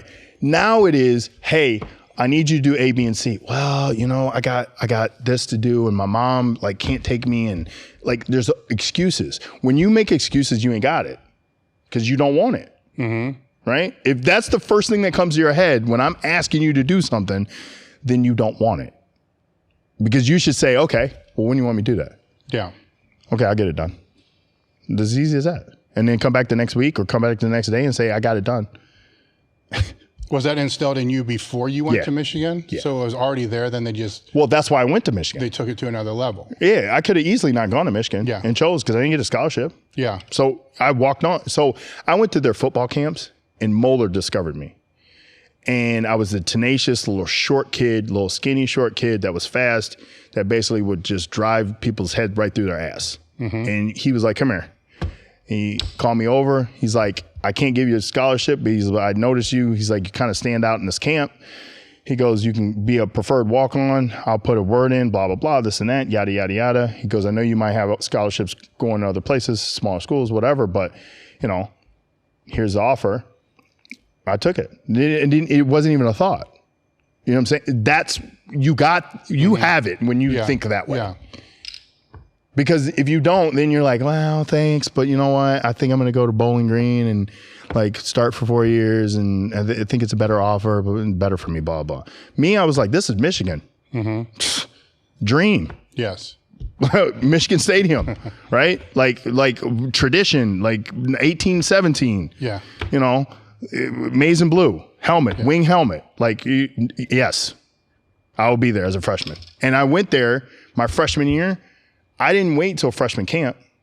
I went and stayed with a senior and stayed all summer after I graduated. As soon as I graduated high school, I went and stayed with Mercury Hayes for the summer. And as a freshman that hadn't even been introduced to the team yet, ran, practiced, summer conditioning, all the above with them. Yes. Which the thing that always makes me laugh when I think about, you know, D1 players is, you know, I remember Jim Wendler telling a story because he played for ASU and Louis was asking him something, I forget what it was about, nervousness or some kind of bullshit. And Jim said something like, dude, what do you think? You know, I've played in front of 70,000 people. You know, it's like, so you've been in a stadium with 110,000 people, right? And meanwhile, you got people online today, you know, just doing whatever they can possibly do to get the attention of 300 people. Correct. It's you know, and this this is why, like, I hate social media. Like, I really do, because it's fake. You know what I mean? Like, it nulls what that accomplishment I did, kind of, sort of, because with this bullshit that goes on social media, right? Like, what I accomplished was something real. We went to the Rose Bowl. We went undefeated. We went to go to the White House. We met Clinton. Like, that wasn't a farce. Like, we didn't YouTube this shit. Like, you know what I mean? Like, those were real events. You know what I'm saying? Like, and today it's like, all you need is a camera and a microphone, or a phone, just a phone, and just record yourself. Yeah. YouTube. Subscribers. That's the way it is. So, and I know I probably sound like a dinosaur and whatnot, and he sounds old, and this is the way it is. And me and my buddy James Hall were talking, one of the ex-players. He played in the league for a long time, and he said, "What is this? The LIL, or the how the athletes are getting paid? Yeah, it's gonna mess sports up even more." How so? So he was explaining to me, let's say you give out all your scholarships. Yeah. And you got 5 guys that you really want. Well, you can go get that LI money, or however you want it. I don't know the enunciation for it, but you can go get that money from a sponsor and offer those 5 guys scholarships. That's crazy. So basically, the biggest, the baddest, the richest, the wealthiest schools are going to get all of the good athletes. It's kind of how it is now, though, isn't it? Yeah, but it was done illegally.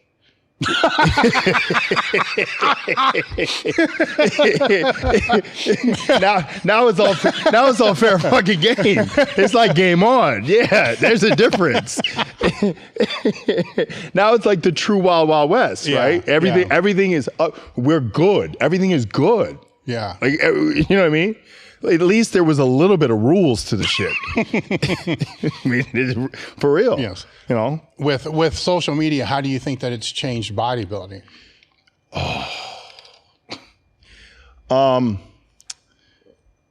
It's changed training. How? I mean, training is how? Because guys worry more about putting vids out. Okay, I'll back this up. Okay, I get where you're going.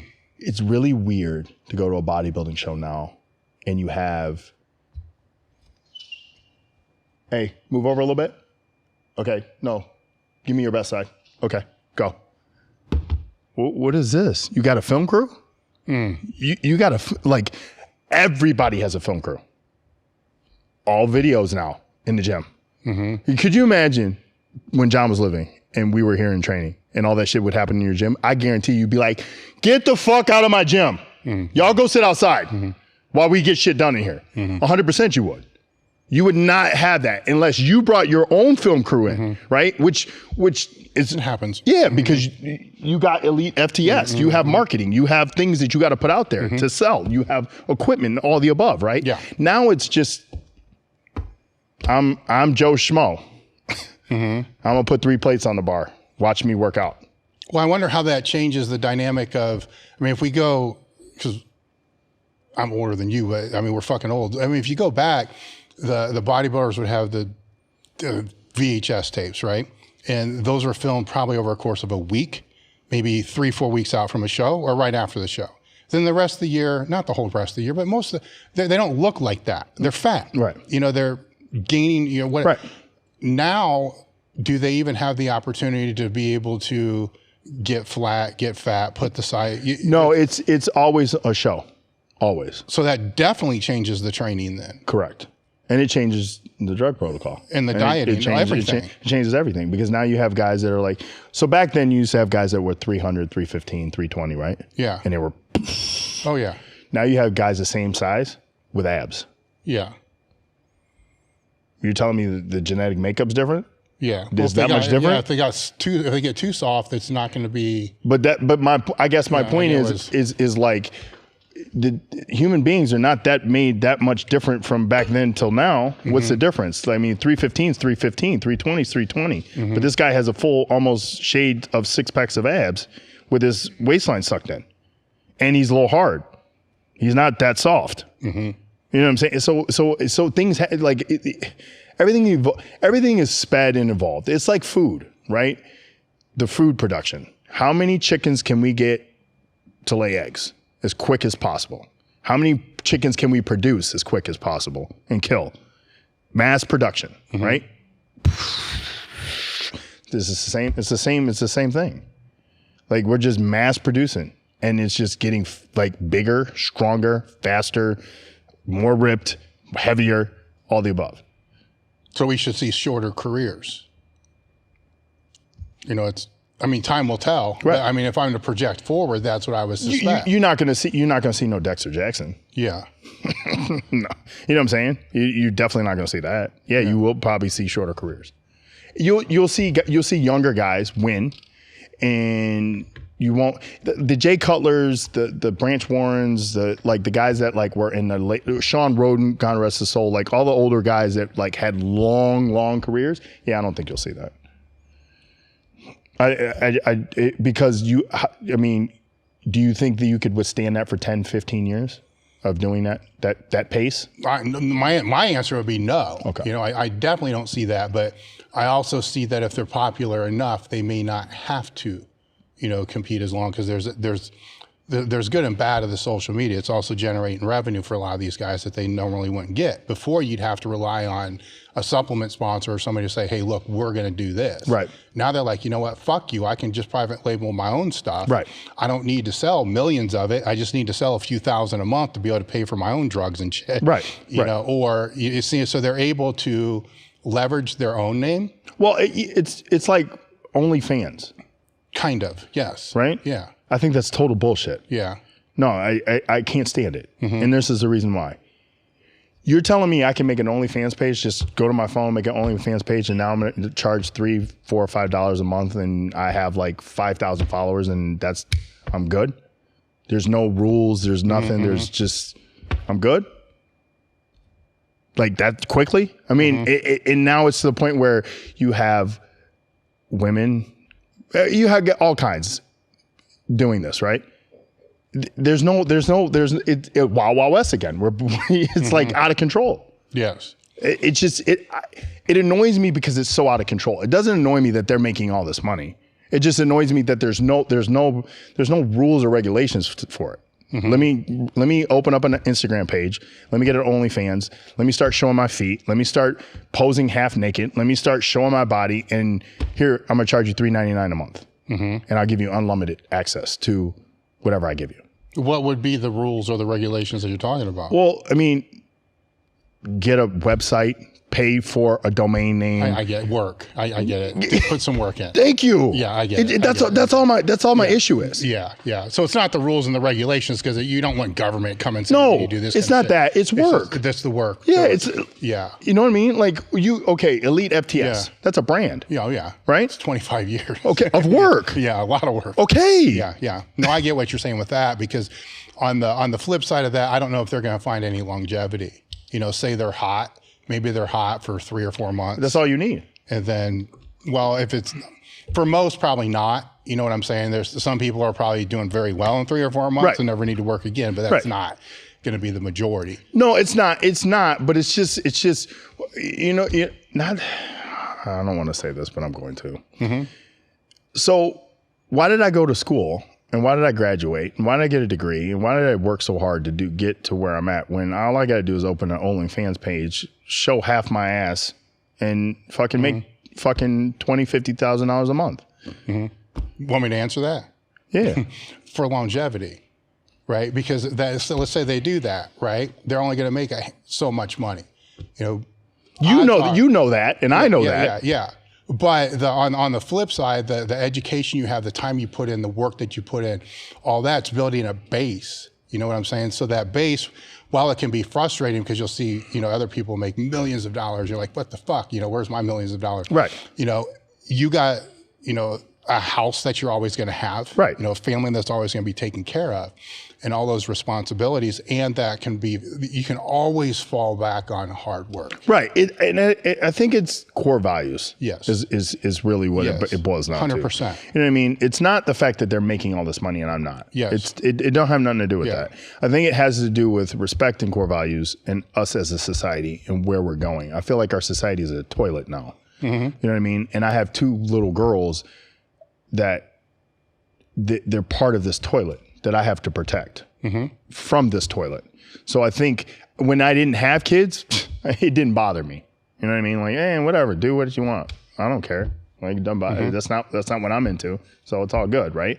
But now that I have Jade and Zara, it's different because they're my responsibilities to be good human beings in this, this cluster of what we're in, right? And they have they have way more autonomy to the stuff than we did, right? They have iPads, they got kids YouTube, they got Netflix for kids, like, and it all bleeds into potential all the garbage. So that's, I guess, where I'm such a ball buster with this stuff is because of them because of them. As simple as that. Well, a lot of people feel exactly the same way, which is why, how growing up in Texas with football, that's all you did. Right. It's football, outside, play, work, that kind of stuff. Right. But most of that's being disseminated through your coaches, through your parents, through, the people closest to you. Right. Where now, it's as a parent, that's what I try to do is, you got to, the people closest to you got to have the values that you want to represent. Correct. And keep that close.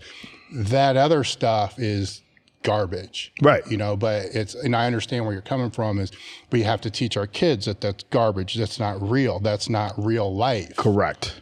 And there is a blurring there. And that's why it was such a blow when John died. Yes. Because he was like the light of all of the shit that we're around in this bodybuilding community. Mm-hmm. You know what I mean? Like he operated in a different fashion. He really did. Mm-hmm. Like he wasn't he just did his thing. You know what I mean? And whether you liked him or didn't like him, he did his thing and he wasn't going to change, and that's why it was like, oh, what? Like I got emotional driving here because I knew that this is the first time I've been back since I went to his funeral. Mm-hmm. And it's just like he's gone. Like he was a good human being, and he was a good human being through bad times, good times. He just wasn't a good human being through good times. Like he was John through the bad times, and he taught that message. Yeah. What is it? The thing with him that how I kind of explain it, and it sounds like you might be in the same mindset that I am, is I see the cesspool, right? He didn't see the cesspool, right? So to me, he was way too trusting of way too many people, and because of that, he got burned. Where I'm the opposite of that, where it's like I ain't fucking trusting nobody because I've been burned. But that middle, that's where I miss it the most is, by speaking with him, you can kind of have that ring in your head, like maybe I'm seeing too much cesspool, right? And maybe I should see more John. Yeah, exactly. Yeah. Then with him, it's being able to tell him, dude, listen, you're going to get fucked again. And his, what? Exactly. Really? Yeah. What? Yeah, then you would explain it, then that, like we've lost in society, the answers are always in the middle somewhere, where I guess that doesn't exist anymore. Well, let me take that back. It exists with everybody I speak to. It just doesn't exist in the media. Right. But it exists with every fucking person I've spoken to in the past 2 or 3 years. It's always there. So what we see is bullshit everywhere. Correct. So it becomes, how do we teach our kids, to trust what's in front of them? Right. And don't trust what's behind the screen. Well, like how you're explaining, right? How many people came out like when John died that like there were BFFs with John, right? Mm-hmm. I'm like, I know exactly who was bullshit, and I'm like, what? Like, I'm not like whatever, but that hurt my feelings because I'm like, you motherfuckers didn't know him like that, like, and now all of a sudden y'all are like John, whatever. It is what it is. No, but that perfectly exuberates the cesspool that we live in because that's not cool. But whatever. It's reality. It's 2022. Yeah. You knew it was. No, you know it was going to happen. Thank you. You know it was. Just some of the people you didn't know it was going to be them. It was weird, but it is what it. Like you said, it is what it is. But I look at that 2 different ways. I kind of keep that John perspective in my head. I try to look at it 2 different ways. It's like, well, at least now we know who they are. But we already did. Yeah. We already did. Yeah. I mean, I hate funerals, but I have never cried from the week after the funeral. Well, from the funeral on for 2 weeks was a wreck. Fuad's the one who told me John died on a Sunday. I was training. And he texted me, he was like, "Are you okay?" And I was like, "Not really." And then he goes, "Oh." And I didn't know what he was talking about, but I just was going through some shit, personally. And I was like, "Well, how do you know I'm not okay?" He's like, "Yeah, man. Yeah, just know."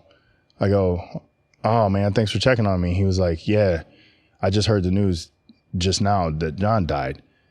And I lost it. And text Mary right away. And then basically, I don't know. I think I saw you just glimpse at the funeral.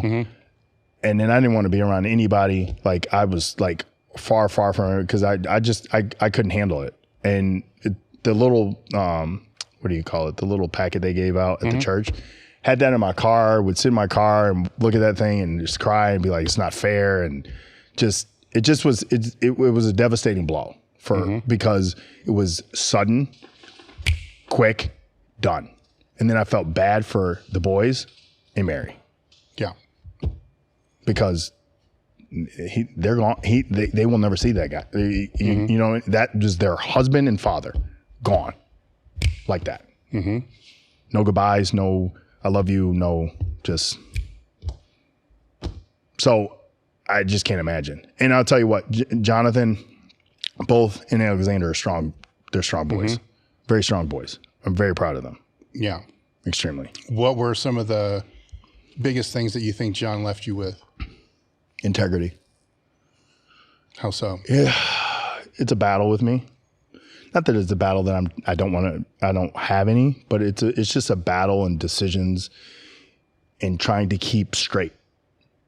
You know, trying to keep going straight, not going left or right. Not, you know, John, like, you know, that was one of his biggest things is be a man of your word, integrity, and don't allow your emotions to pull you left or right. And when you know that you're not supposed to go left or right and you know you're supposed to go straight, you know, that's one of the biggest things. And when I would get off kilter, I would always call John and he would always talk me off the ledge and then we'd be good.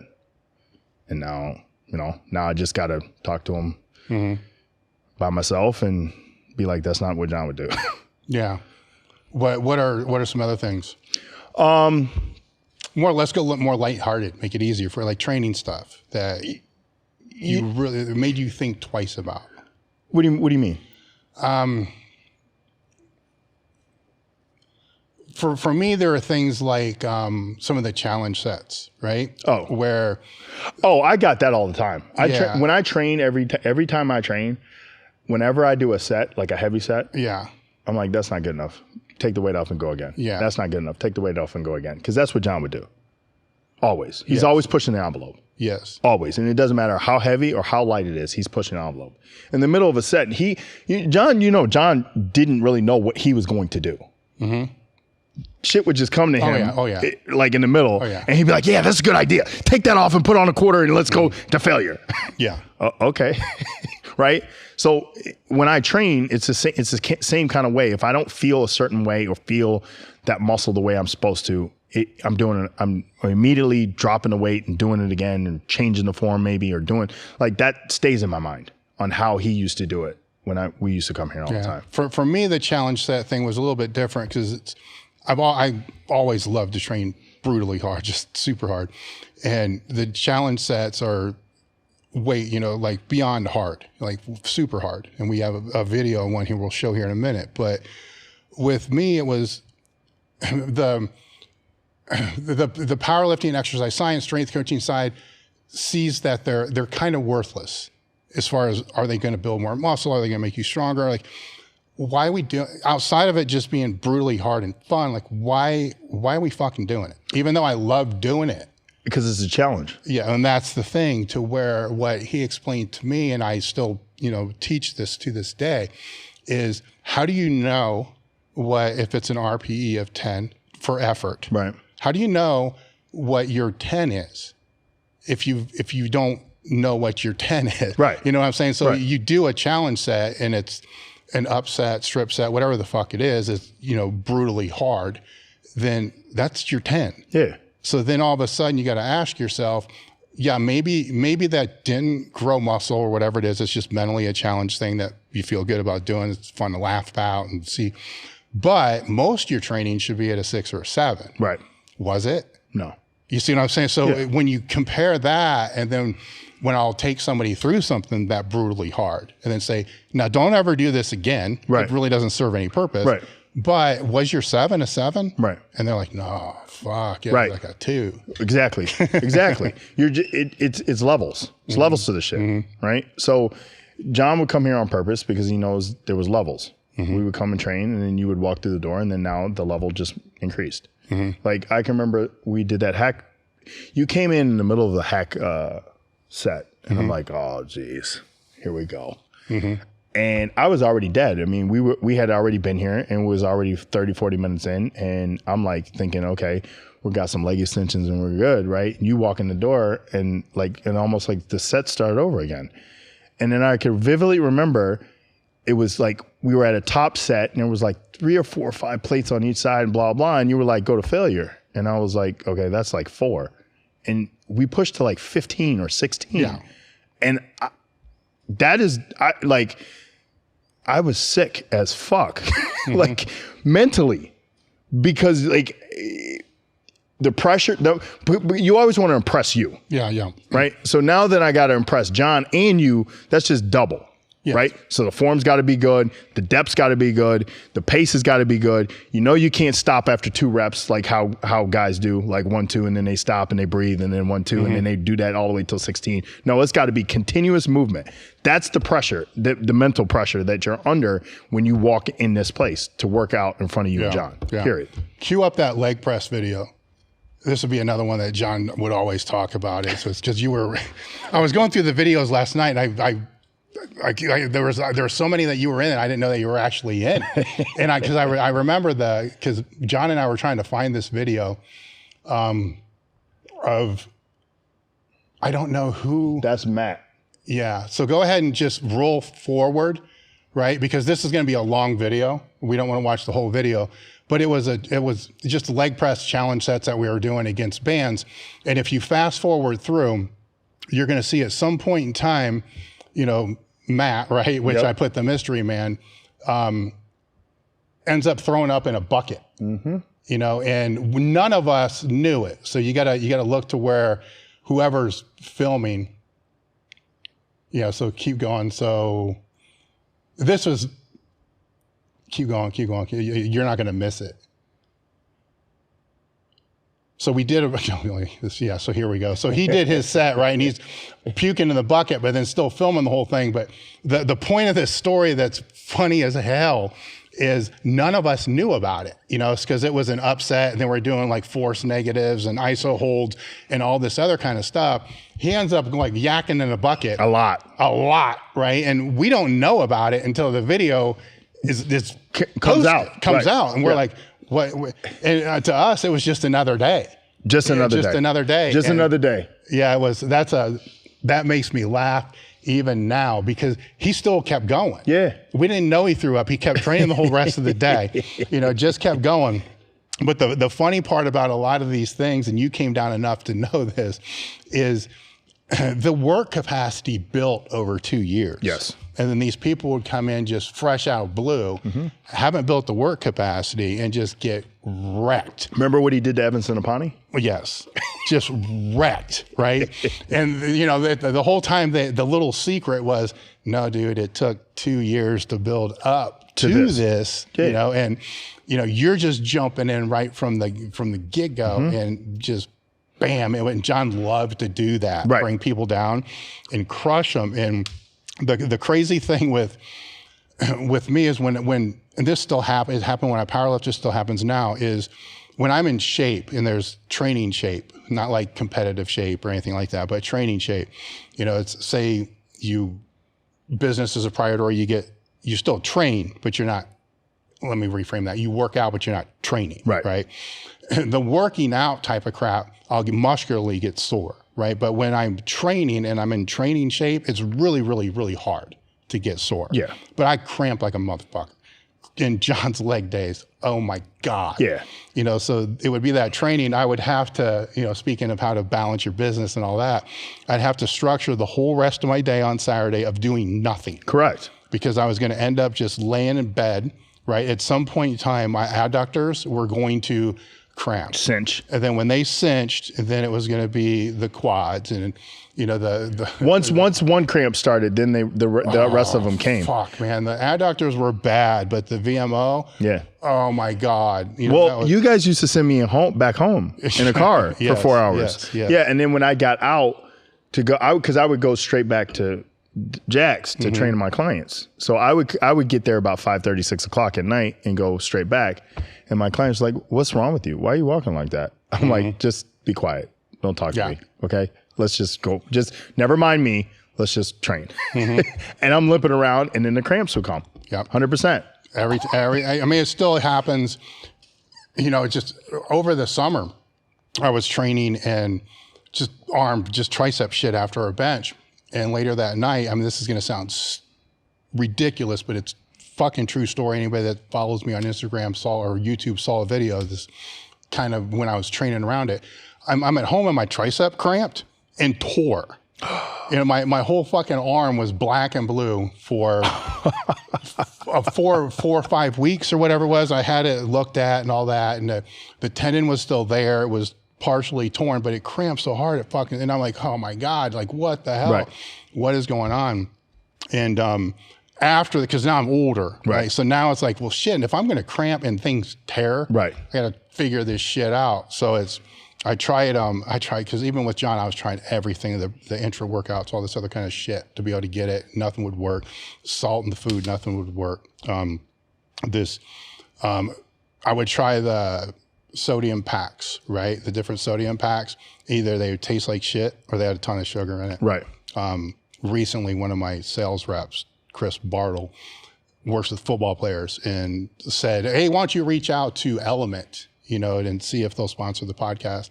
And we reached out, and he said that he had a bunch of his players that's up in Washington that made it to the state. And then Washington, you wouldn't think it's hot. Right. Wherever they were practicing, it was 90 degrees. And all of them, they were puking or cramping, except his 3 guys that took this Element sodium pack thing. So I tried it, and it's so far I haven't cramped at all. Wow. So there's probably something to the sodium, during the training, which doesn't have to have the sugar. I think the sugar was what was fucking it up before. So with the Element, they just did start sponsoring the podcast, and this. Keep in mind the reason we reached out to them because Chris saw it, and then I'm seeing that it's actually helping a little bit with the cramping, and then work that out. So if you guys want to try the shit out, you go to drinkelement.com/table talk. They have a totally risk-free guarantee. If you don't like the shit, give it to somebody else and they'll refund your money. And with every order now that you place, they'll send you a sample pack because they do have different flavors. I like the watermelon stuff. There's a couple flavors I don't like. There's like a chocolate one, which is just kind of fucking weird. But the sample pack that you'll get free with every order, you can try all the different flavors. Again, you want to go to drinkelement.com, drinkelement.com/table talk. The link is in the description. But anyhow, that all aside, I wish the fuck I would have known then, because the gym was, and even now it's freaking hot, man. And those were like 3-hour leg sessions. And I don't know if you were out there when we used to have the coolers with the ice packs. No, it would get because it was always 10 degrees hotter in here or the other place, the same thing in here now, than it is outside. Yeah. So it just gets so freaking hot. Yeah, you walk in here and you're like, oh shit. Yeah, it's like you step in front of the fan and you're using the spray bottle, and then we would have these ice packs to put around our heads. I remember put it on the back of your neck, put it on your wrist. It would dip our hands in ice water. That does help, by the way. If you have ice buckets, you just dip your hands in there. It kind of helps there. And I could get through the training. The intra, whatever the crap was, what we were using at the time, would get you through the training. But the post, man. And I always had problems with it before. It's something I've always dealt with. It's a blessing and a curse, I guess, because it was really hard to get muscularly sore. Right. Really hard. And once you're, in shape. Super hard, but the fucking cramps. Yeah, I don't cramp during training, but post legs, the worst is when I catch hamstring cramps, because they don't let up. They just do. And the more that you move, the more they cramp. Then you try to stretch it out, and it cinches more. It's almost like it's too late, because I eat bananas. I do all kinds of shit. It is. And then you try to breathe it out, and it's still not working. And then you're just in pain, and you're squealing like a little girl, like, oh, I just want this to stop. One time I had this brilliant idea that I was going to get in an Epsom salt bath. Big fucking mistake, because they just dehydrate you even more. And So when the water's run out of it, I can't get out of the tub because I'm cramping now in the tub and I can't get, because every time I'd move, boom, there goes your lat. Yep. You know, and I was laying, I swear to God. Any position you were trying to get, that muscle cramped. Yeah. I spent like 2.5 hours in the tub with no fucking water, just looking at my phone. Being like, I pray that these cramps go away. No, it's like, oh my God, this is ridiculous. Unfreaking believable. With what you know now about training, if you were to go back, well, you kind of do this now, so I'll just change. I'll ask this in a different way. With the football players and the athletes that you have come in now, how do you have them train? Because it's obviously going to be nothing like what you were training. So, actually, I have incorporated more mobility, athletic stuff in my personal training that I do with them now than ever. Why? Okay. So doing years and years, you know this as well as I do, but doing this for a very long time, right? So you get stuck in we get stuck in our modes, right? So we get stuck in our training modes. You know, I train by myself, so I don't really have a partner. And even when I did have a partner, he wasn't smart, or that person wasn't like a John or a you, right? So like if I was doing something incorrectly, they wouldn't call it out. Yeah. Like whatever. We were training, right? Training. So which created a bunch of muscle imbalances. And as I got older, which I'm old right now, I started seeing not deterioration of certain things, but just things not flowing very well on my body. And I'm like, what is going on? And then I had the two tricep tears, and then I'd had my shoulder scoped and cleaned up, and it's got no cartilage in it. So that was like, just everything was just not good, right? And then on top of that, you have the gear. On top of that, you have hardeners, you've got anti-estrogens and all the above, which is going to affect my musculature as well. So you just got a whole clusterfuck of shit going on. And now on top of that, you're getting older. Mm-hmm. So I had to back up.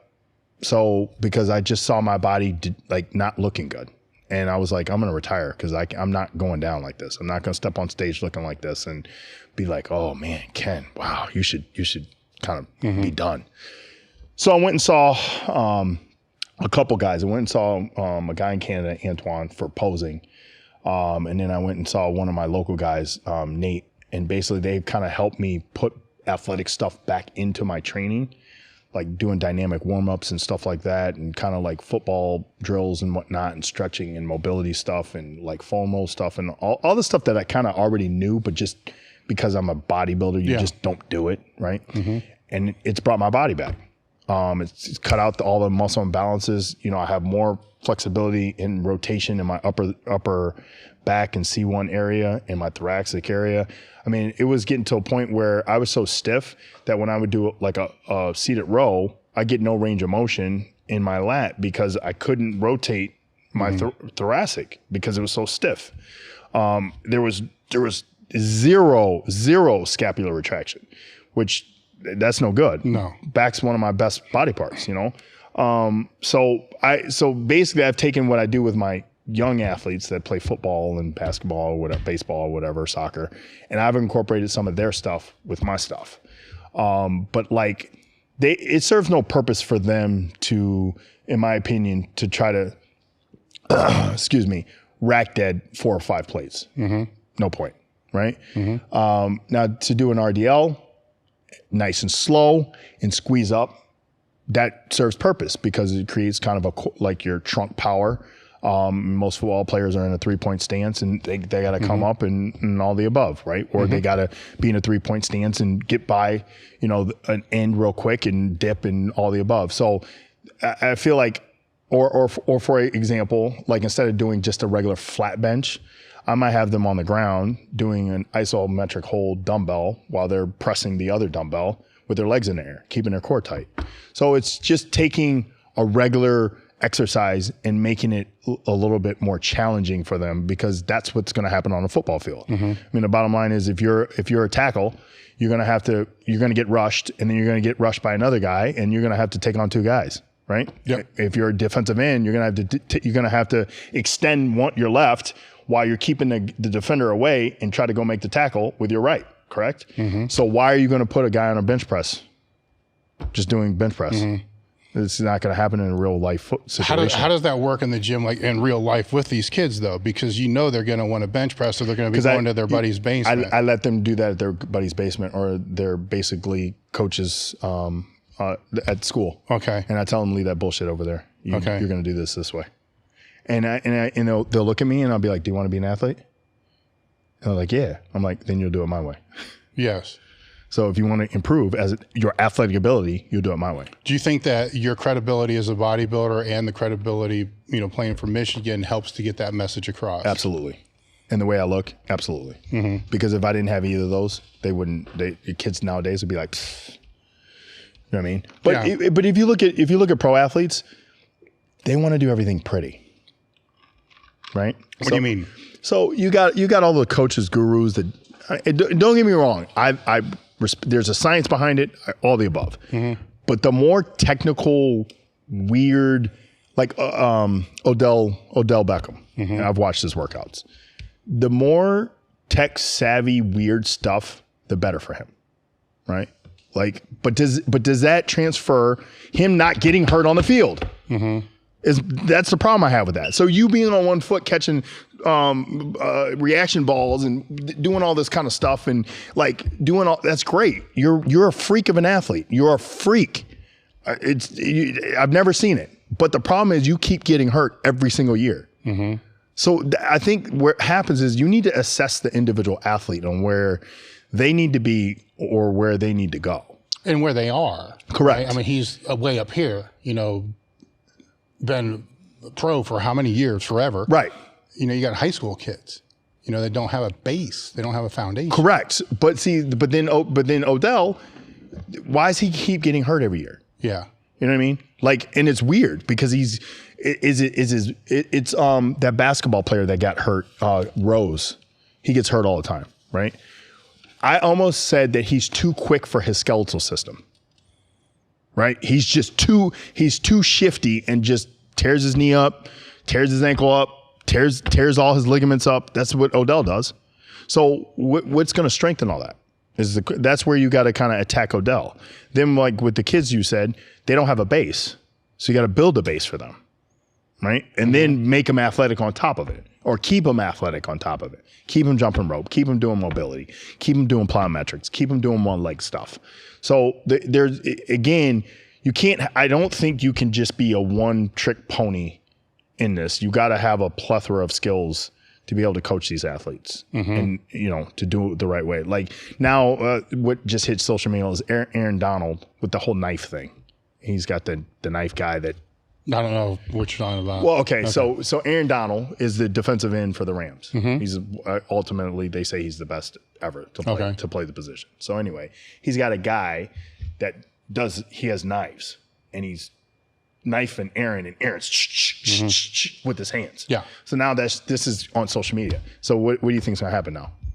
Oh yeah, I mean things like if you go way back, there was a punch ladder, there was stuff like that for So the hand skills. Exactly. Yeah, so that's going to blow up. So the handwork for alignment, right? But come back in for the fifth fucking time. Yeah. So it's like it evolves and it becomes too cute for me. Yeah. You know what I'm saying? It's just like, okay, all right, cool. But it's going to come into your facility though. The kids are going to see it. I know that, and that's why I'll sit them down and say, hey, do you want to improve? Yes. Okay. Are you here to improve? Yes. Then you're here to listen to what I tell you. If not, then I don't, you know what I mean? Like, go continue doing what you're doing. Okay. It's just like that. You know what I'm saying? Like, I don't really give them a choice. You either, and again, because of who I am, they'll listen. If I didn't have all the accolades I have, they probably wouldn't listen. Absolutely. I guarantee it. They wouldn't. What are some of the biggest weaknesses that you're seeing with the core? The core? Their cores suck. I mean, absolutely atrocious. It's weird that but again, I don't think their coaches or the training, the summer training and all that, it doesn't involve, like, you remember when we were that age, we were outside, right? We never saw inside of a weight room. We did everything outside, right? Jump rope, jumping off like fucking houses, like jumping over fences. Like we were outside. That don't happen no more. You know, kids are inside on the phone, like, or they're in the weight room doing mechanical stuff. What do you mean mechanical stuff? Well, not mechanical, but like bench press, squatting wrong, doing bench press wrong, handling weight they shouldn't be handling. You know, they're squatting with their knees coming in. Their adductors are weak as shit. They don't even know what adductors are. Yeah. But they're squatting pigeon-toed or knock-kneed, right? But they squatted 315. Oh yeah, so I get it. Yeah, so there's no, and again, like you said, there's no foundation, right? So it's and then they get to the level of where they need to be, and they see like across the way that the athlete they're going against is way better than them. Well, there's a reason for that, because that kid's probably doing the right thing. How is their ability to move? So I would say that the kids that I work with, they come into not moving very well, but within 4 to 5, 6 weeks of doing what we do, they start moving extremely well. Like they like a lot of kids. I have prowlers from Elite. Yeah. The best purchase ever from here for you, other than the leg press. Yeah.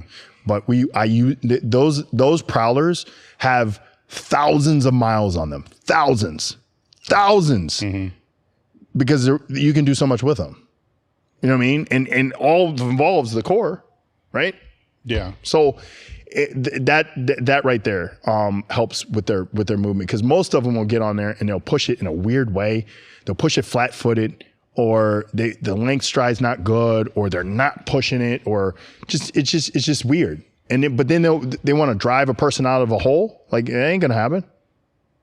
Yeah. You can't even push that prowler, and you think you're gonna push another human being out of the way? Yeah. Well, they can't maintain the position. No. You know, the shin angle with the prowler too is going to match. Correct. You know, what they want to be able to do with that. Absolutely. So their movement, and that makes sense, because the movement base is going to come fast, right? The core base and strength base is going to take time. You know, are they consistent to be able to build those bases, or do they not last that long? Well, they're consistent. Most kids that work with me stay consistent because they see improvement right away. Yeah. I put it this way: if I was a kid and I didn't see improvement right away, I'd be like, I don't want to do this anymore. I'm good, Dad. Right? So they have to see improvement. They got to see weight gain, because I'm going to attack their diet. They got to see strength gains, and they got to see improvement in lateral movement. They got to see improvement in vertical jumping. They got to see improvement in explosiveness, and they got to feel like they're improving all of those areas. Like, they have to mentally feel that they're improving in those areas. That's why they stay with me. If they didn't feel any of those things, it would just be like a moot point. Yeah. How do you attack their diet? I get them to eat, because most kids don't eat. You know what I mean? Kids are so fast, and like, I got to go here and this and blah, blah. I'll just grab a bagel, or I didn't eat this morning, or, you know, I grab a muscle milk out of 7-Eleven. Like, that's how kids eat. And you can't, like, I tell them exactly this: you choose to be an athlete, so you choose to do the things that athletes need to do to be successful. And this is not being successful. You rushing out of the house and not eating is not being successful. And you counting on your mom or dad to do it for you is not being successful either. So you need to make sure that your food needs to be prepped, ready to go, and for you to eat. For example, I made a kid eat a cream of rice, John's famous cream of rice meal, before his games every game last year. He loved it and performed, and wasn't bloated, didn't feel heavy, wasn't hungry, and it was all good. Now, most coaches, like, they're feeding their kids like all kind of weird stuff. It's crazy. Even the little kids, the little tykes, they're feeding them all kinds of crazy stuff.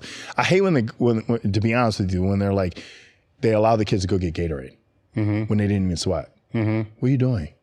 You want them to drink all that sugar? They haven't even sweated. They've not sweated one electrolyte out of their body, and this is what you give them? Gatorade, not water? Yeah. It drives me nuts. Yeah. Like, you should know that. You know what I'm saying? Gatorade is for what? To replenish. Well, it's the fucking sugar is the issue too. Yeah. You know, so it's not just the electrolytes they're not losing yet. Right. It's also the added sugar the 27 grams of sugar that they're ingesting that they don't need. Yeah. And then you wonder why they can't, like, focus and, like, narrow in on the task at hand. Mm-hmm. You know what I mean? Like, and don't get me wrong, I give my kids Gatorade. I do, but it's sparingly. You know, and there's times where they'll drink Gatorade with dinner because they want Gatorade because I know they like the taste. But but they also like, it's a strategic time when I do it, and I don't do it all the time. You know, this is a constant thing with the coaches allowing their athletes to do. A lot of parents will come to me and be like, "Well, Ken, what should I give my kids before like they're playing a tournament, and what should I do between the tournaments?" And they're like, "The coaches bring watermelon." I go, "Excuse me."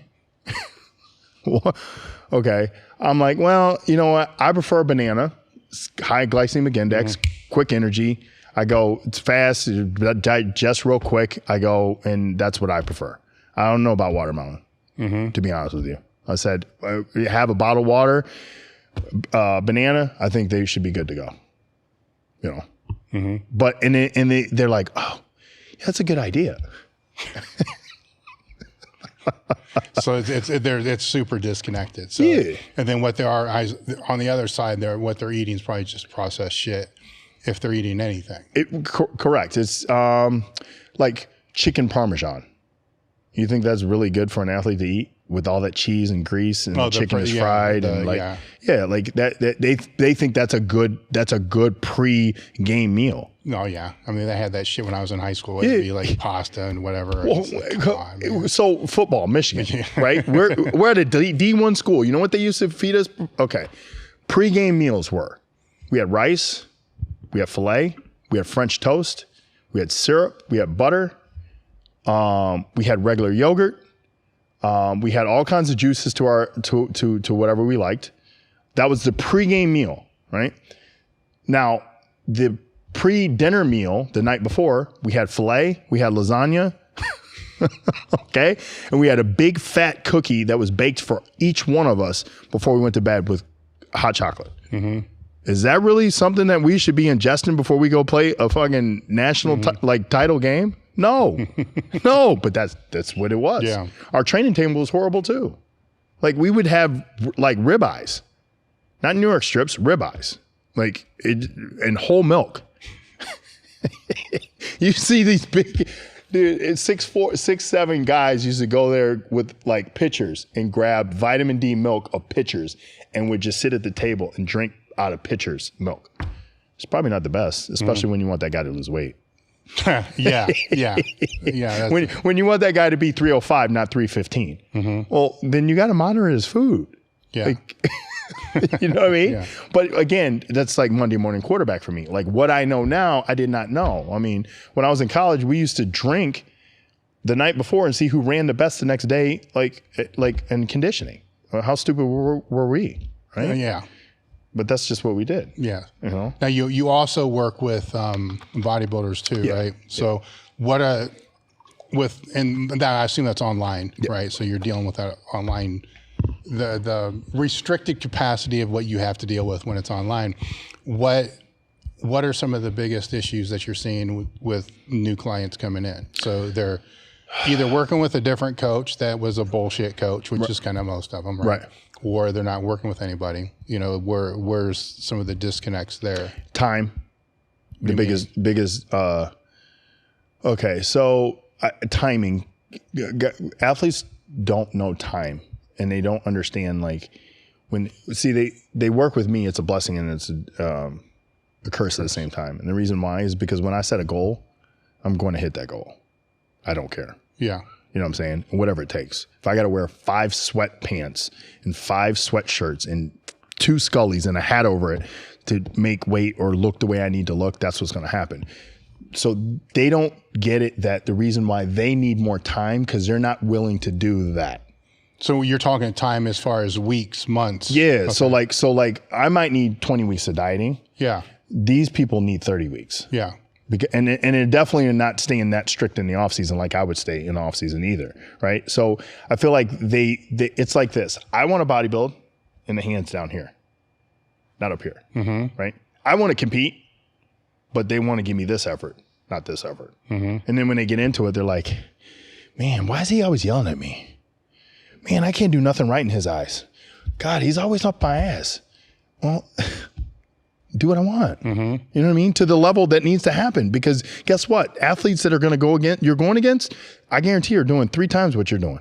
You know, Brian, one of my boys used to tell me, Brian Thompson, one of my training partners, with my old training partners, would tell me and be like, Ken, you're genetically gifted, but don't get it twisted, because you got one of these little white guys who ain't genetically gifted, who wants it way more than you do. And they're going to do whatever they need to do to whip your ass. So if you don't work just as hard as them or harder, your genetics mean nothing. That's stuck out of my mind. He's a white guy. So he's like, don't rely on your genetics. Work hard. Period. Well, if anything, that's only going to get you so far. Right. Some people it's going to get them further than others, but it's still only going to get you so far. Correct. And bodybuilding, even with great genetics, if they still don't diet and do the other things they're supposed to do, they're correct. They're not going to do anything. Correct. But people have to understand, like, what are the lengths of other competitors willing to do to accomplish goal? That's what you have. We already kind of established that, and it's fucked up. It is fucked up. Again, like, I'll say this. I took a certain substance that was very disgusting. I mean, it was DMP. Yeah. Right? It's a pretty crazy thing. If you want to burn your insides out. Right. But the lengths, you know what I'm saying? So this is the thing. And it's all individual based, right? Personally. But don't tell me that you want to win when your effort is and your actions don't withstand that. Yes. They don't promote that. Just say you want to do it. Yeah. Do a lot of them try to where I think John kind of separated himself a little bit was he was willing to suffer, right? So a lot of the aids that a lot of other bodybuilders would have to use, he didn't have to A, use as long, B, use at all, or use at the dose that other people would, because he was willing to almost be stage ready fucking 8 weeks out. Yeah, that was a gift to his though. Yes. He was gifted in that way. John was gifted in the way that, like, his genetics is just, like, as far as being conditioned, was silly. Okay. Like, he stayed almost that, like, year round. You know what I mean? Like, when I was working with John loved me because he was like, you will suffer as long as you need to suffer. And you won't ask any questions about it. You won't say, hey, can I have a cheat meal? You won't say, hey, this is too hard. You won't complain about it. You'll just do it. Like, and you'll just go about your business, and you'll struggle, but you'll just do it. He's like, that's just your brain. You'll just do it. Yeah, see, I think the question I was trying to get to was some athletes will know that they're going to have to suffer for 6 or 8 weeks, and even with the suffering, still throw in the crazy shit at the end. Where what I'm wondering are there other ones that think, you know what, if I throw in more of the crazy shit sooner, then I only have to suffer 3 weeks. That's why people are dying. Okay, that's what I was getting to. Well, okay. Right. So I don't know. I have no idea. So people don't quote me, but I don't know what happened with George Peterson at all. But he died 2 days before the Olympia. Okay. You see what I'm saying though? Yeah. Because when that everyone's pushing. I get it. 100%. I mean, wouldn't it be easier, right? Because you're going to suffer for less, right? But you're just going to make up that difference by being reckless. Right, but that's being reckless. Yes. And there's way more risk than reward with that. Yes. Because you're playing with your life. Yes. So what I'm wondering is it a lack of mental fortitude to be able to want to suffer for the 6 to 8 weeks? Or you see what I'm saying? Because I think I think what it is people think they think they figured it out. You get what I'm saying? Would they get the same look is what I'm asking, I guess, if they added 4 more weeks to that front end of that.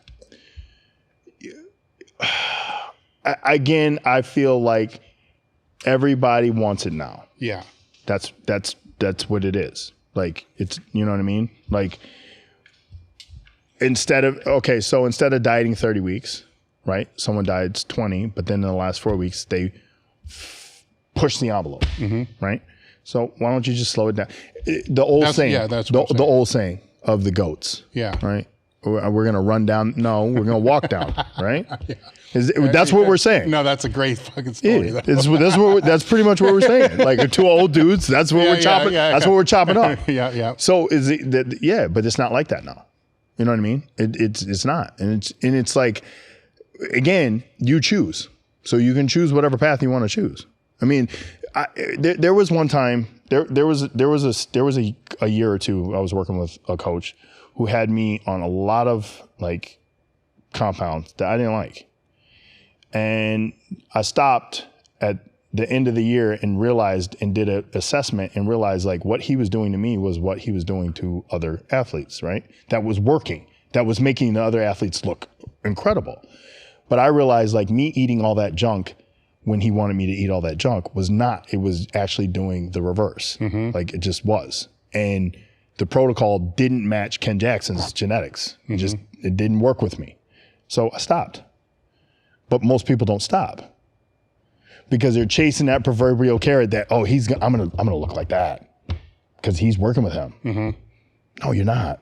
See, I like to reframe that a lot of times and say, well, then you're not all in, right? Because they're going to say that they're all in, but they're all in only if so-and-so tells them exactly what to do, which tells me you're not all in. Right. Because if you're all in, you're going to be doing your own research with your own self to be able to understand if what they're having you do is effective or not effective. But see, this is the thing. I knew in my mind it wasn't. Because I am but a you coach. stepped away. Yeah. You see what I'm saying? See, but this is how I handled it when most people don't.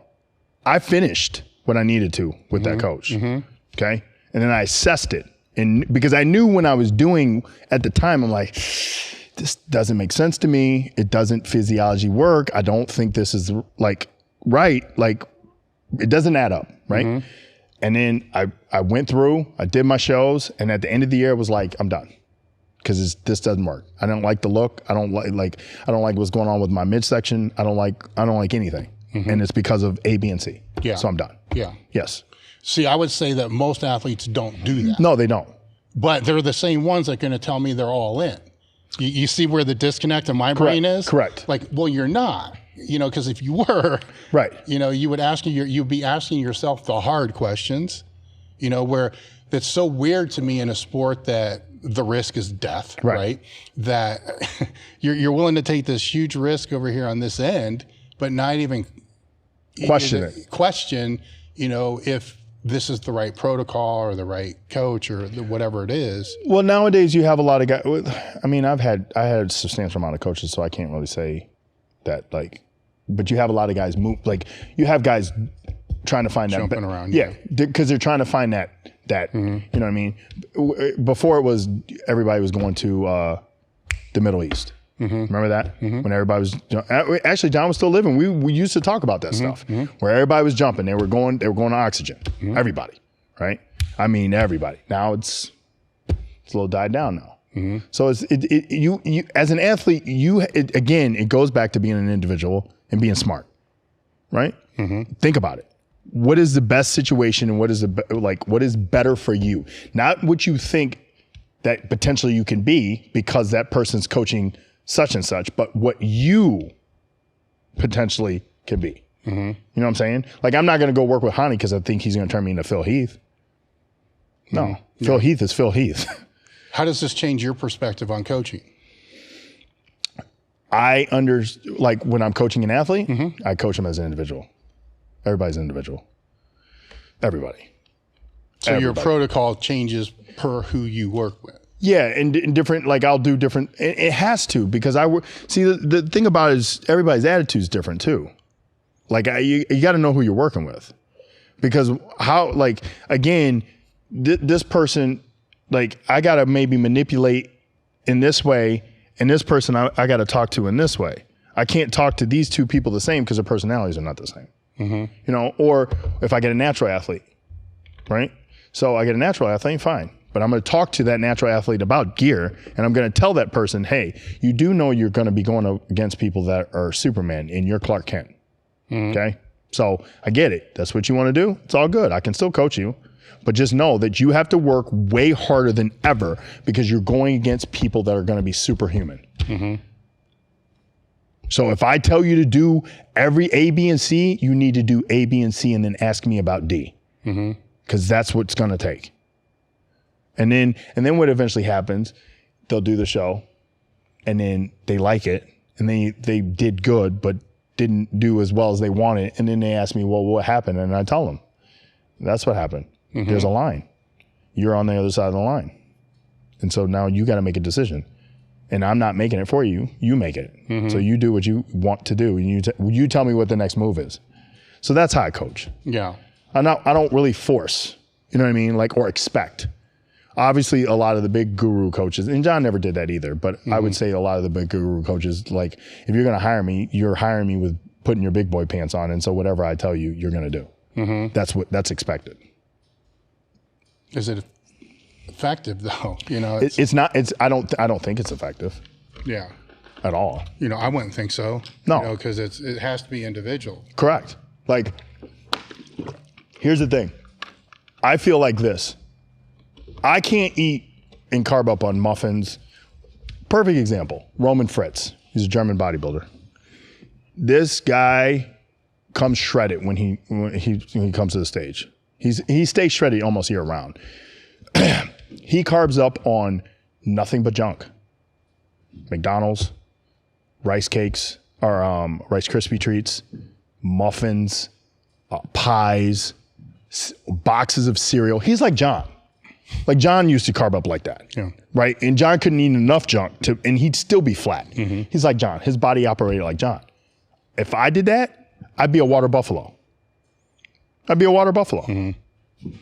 Now, does John have the roundness I have? No. Does John have the small waist I have? No. So everybody's blessed with what they have. John and Roman, they could just eat the large amount of junk and their glutes would be like granite. Mine would be like juicy booty. Mm-hmm. Like, seriously, it's just what it is. You can't, I mean, the thing about it is you have to understand what your individual makeup is. You really do. And then go from there. And some coaches' protocol might not match up with what you're genetically like prone to. Like it just, what, you know what I'm saying? It's just not. Like, and I think that's why I like working with Patrick, because Patrick likes to listen to his athletes. Like he'll say, "How are you?"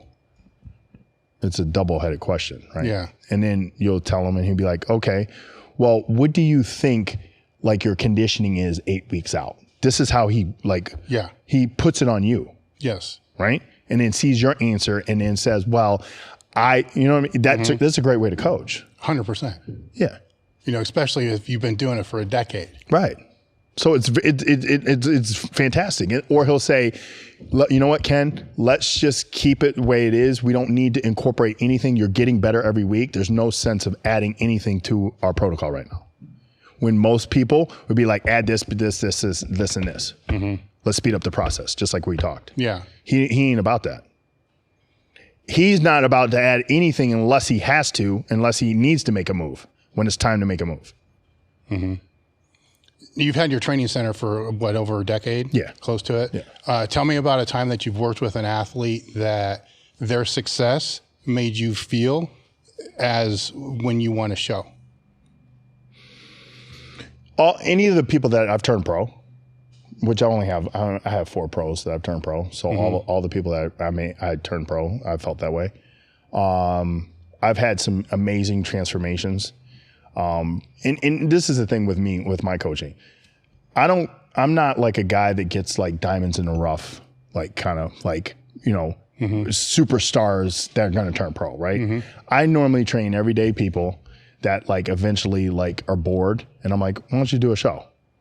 Or they came from like, they were 280, then they got down to 250, then they got down to 220. Then they're like, "What's next?" And I was like, "Well, why don't you do a men's physique show?" And then I turned them into that. Mm-hmm. Or a mom that had 3 kids that had a mom body, and then all of a sudden she looks like she's Superwoman. That's what I do. Mm-hmm. So I don't ever have like this great bodybuilder that's gonna be like he's gonna be like an overall winner and then eventually turn pro. I don't get those kind of guys. Mm-hmm. I don't really advertise myself that way either, though. Well, the satisfaction is going to be the same. No matter how the fall. I think I like what I do better because I'm taking normal people, everyday people, and turning them into monsters. instead of taking a monster, turning them into a bigger monster. Yeah. These people don't have that. They don't have, you know what I'm saying? Like, you know how I said you either have it or you don't? Yeah. I'm actually taking part of what I have in me and putting it in them. Mm-hmm. And how? With this, with my voice, with how I am with them, with like showing them that they can go from point A to B, showing them that like it doesn't matter how old you are, showing them that it doesn't matter if you have 3 kids, showing them if it doesn't matter if you like are so far gone, it doesn't matter. You know, I came back from 3 injuries and I've come back better every time. Doesn't matter. It's all excuse. Well, you also have 2 businesses and 3 kids. Correct. Yeah. So right? it's all excuse. So so I show them physically my life and they're like, he's a normal guy. He's a normal every day. So why can't I you know what? I can do this. I can do this. So that's more gratifying because it's like little minions. Mm-hmm. Yeah. You know what I'm saying? Well, you're talking earlier about, you know, your kids and raising them in a cesspool, right? Where now you're telling me about how you're helping all these other people who aren't your kids come out of a cesspool. So it's very yes. You're going to have no problem doing this with your own kids. And you know what's funny? And my kids love the gym. Mm-hmm. And everybody loves the girls. Everybody talk like, hey, and they say hey back. And like it's that I love the environment that I created. It's just like the environment you created. Mm-hmm. You know what I mean? And again, Jade was here at what? I think she was 3. She was 2 or 3 years old. You know what I'm saying? So that's the mindset. Mm-hmm. Because what parent would bring their kid into, and it was at the old building too. It wasn't at this new one. It wasn't at this new clean one. Yeah. It was at the nasty, the nasty, yeah. Right? But she was like a trooper. You know what I mean? It has molded her into what she is at 9 years old. Mm-hmm. You know what I mean? She's a fantastic little girl. Yeah. Well, I mean, earlier you're talking about how, you know, society is a cesspool, and I don't disagree with that, right? And the influence that John had, you know, and, you know, we all kind of operate in our own little bubbles, right? So with the people that you're helping, maybe it's not a cesspool. You know, maybe you're making a difference. You know, I'm making a small difference. What else can we expect to do? I know, but you know, John just made a small difference to you, right? John made a big difference. So how do you know you're not making a big difference to the people you're helping? You ever think about that? No, and you're right, because John did make a small difference in my life. He made a big one. Yeah. Well, I mean, when you get frustrated, you know, and fed up with the shit that you see, you know, it's dial that back and think about that sometimes, because you might be making a bigger difference than what you think. And it's funny that you say that, because to be honest with you, I don't really know how much of a difference that I'm actually making until I take myself off social media. And then I'll get a couple messages and be like, hey, where you been? Blah, blah, blah. Like, you know, I look to your posts for motivation and blah, blah, blah. Yeah, you've been quiet, this and that. Everything okay? Like, and then I take a step back and I realize, like, maybe I am a little bit of an influencer. But you know what's funny is I never thought of myself as that always. No, I'm talking about the influencer and the people you're directly working. No, I know. Yeah. But I never look at myself as that. Yeah. Because I'm always working. I've always been the blue collar work guy. You know what I mean? Like, didn't get a scholarship right away. Had to earn it. Walked on. Mm-hmm. Earned a scholarship. Earned a spot. Did that. Earned a IFBB status. Wasn't given to me. Mm-hmm. It was earned over 4 years. You know, worked with John. 2016 was my best season. Mm-hmm. Like, earned that. Earned coming back from both tricep tendons. So it's like I never slow down to say, Ken, like, you're doing a good job. Like, chill. Yeah. Well, that's why I have you out here. Right. Now, is so you can see that this for you needs to be out there for people to see, you know, and emulate the work ethic, you know, as a huge, huge component, right? And to see that life happens in our own little bubbles. You know, it's not, as you said, I think they're diluted, you know, with social media and all this other kind of stuff, and many people lose sight of the real people that are out there. 100%. There's a lot of real people that are out there. You're one of them, and that's why John loved to be able to work with you, because you're one of them, right? And people need to be aware, of you, your story, what you've come from, what you do, what your work ethic is, and the role model that you're presenting. It's important in today's world for more people like you, to be highlighted and put out there, so you are making a way bigger difference than what you think you are. I appreciate it. If you don't think so, just ask your clients, ask your past clients. I appreciate it. See, this is a weird conversation. See how uncomfortable I am? Why? Because I just don't ever pat myself on the back like that.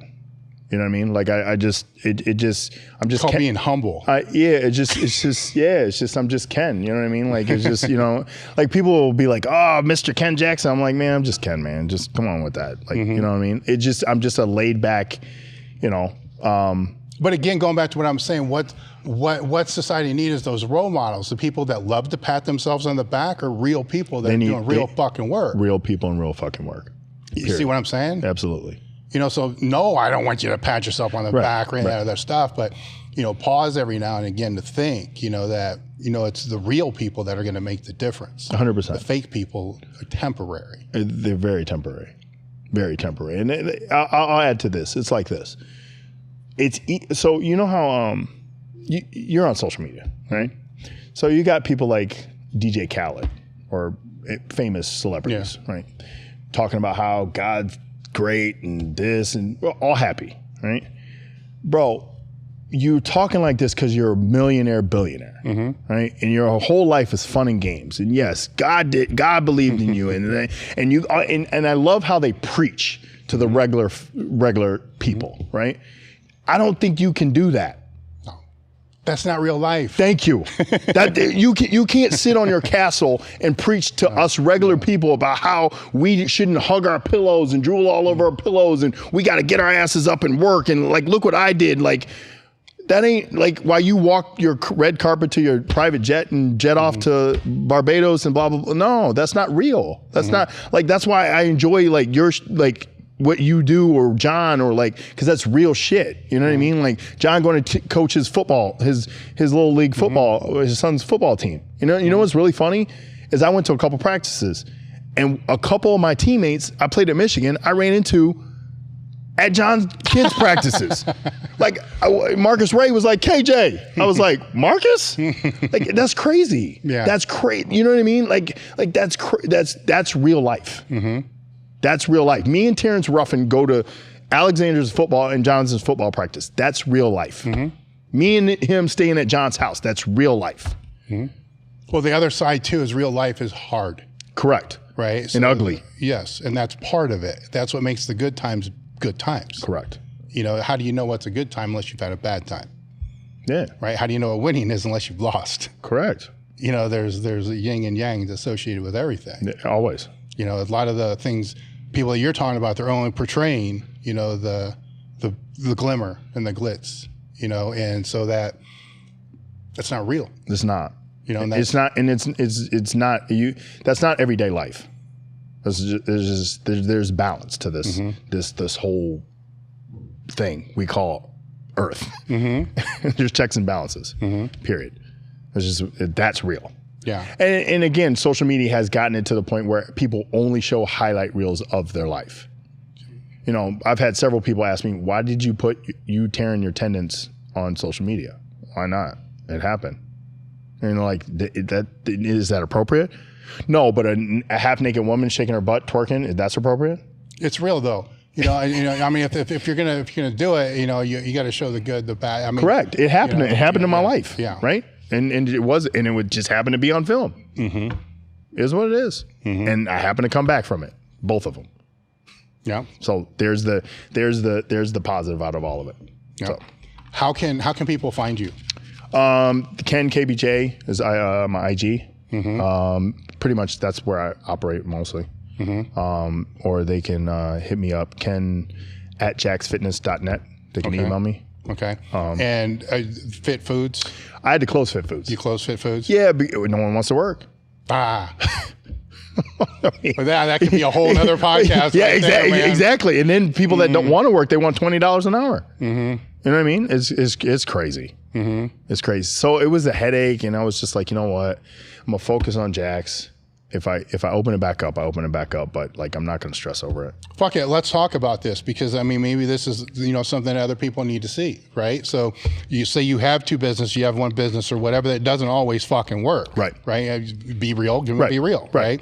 And so, you know, it's, when did you know it was time to pack it in? After I changed like cooks 2 to 3 times, and then this last one just didn't work out. The last one, basically, she's like, I want to move down to downtown Detroit, which is Eastern Market. You don't know anything about that, but like, you know, blah, blah, blah. I think it's a good move. I think you should come with me and you can rent from me. And I was like, I think that was in my mind, like, no, that's a bad move for me. I'm just going to go on and just take this loss and deal with it. And then if push comes to shove in the future, I get employees, then I'll open it back up. If not, I'll focus on Jax. I mean, it was Jax was kind of running it at that point. You know, the money was kind of being rolled over into Fit Foods. Yeah. So it's like, do I want to constantly keep the headache? And to be honest with you, I kept it open for so long just because I had employees and I had like responsibilities in paying them and keeping them paid and keeping them with jobs and blah, blah, blah.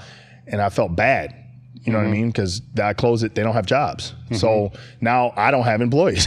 Yeah. You know, Yeah. You know, it's funny. I don't think people understand for the working business owner how hard it is out there for us, because no one wants to work. No, it's hard. I mean, overall, just having a business is hard. Correct. Right? I always joke that there's this false illusion that the day you open a business is the same day everybody thinks you make $250,000 a year. It's not true. Where you're actually you're in debt, you know, for a long ass time. Correct. You know, or barely breaking even. Yeah. I mean, that's most businesses, you know, if you get down to the core of it, right. You know, the perception is not the reality. No. And, you know, there's always something. There's always something, and you always have to you always, every month, like that's the previous month, forget about. Because you move on to the next month and you move on to the next month. Yes. It's not like a job where you have a salary job where you get paid and you're 9 to 5 and you it's have the benefits. opposite. It's the opposite. Because every month you still got to pay those bills. Correct. And you got to work harder than the previous month because you might have more bills coming. You don't know that. You know what I mean? It's or you might have less. Let's say for me with my personal training business, I might have 5 clients quit, but the bills still come the same the next month. Yes. So now I got to find, what do we got to do? Right? I got to hustle. Yeah. Because I just had 5 clients quit. Yes. And if you want it to grow, you got to find 7. Yes. Correct. There's the caveat. Exactly. That's where that's the misconception of our being a business owner is that the bills don't stop and the money has to keep coming in and it has to keep increasing. Yes. And the expenses, especially in today's world. Cost of living increases. Well, inflation right now, the cost of everything right now is increasing. Yeah. So it's like, we can't stay the same. You stay the same and you die. Yes. In business. Yes. Same thing in bodybuilding. Correct. Yeah. So that's why. Yeah, I know. The lessons you learn in the gym kind of carry over, right? Yeah, 100%. Okay, so they can get a hold of you through the Instagram. Yep. I want to thank you for coming out. I appreciate it. My pleasure. This has been awesome. Yeah. It's been great to catch up, and I appreciate it. And thank you for coming out. Thank you guys for listening to the podcast. And we are out. Still working.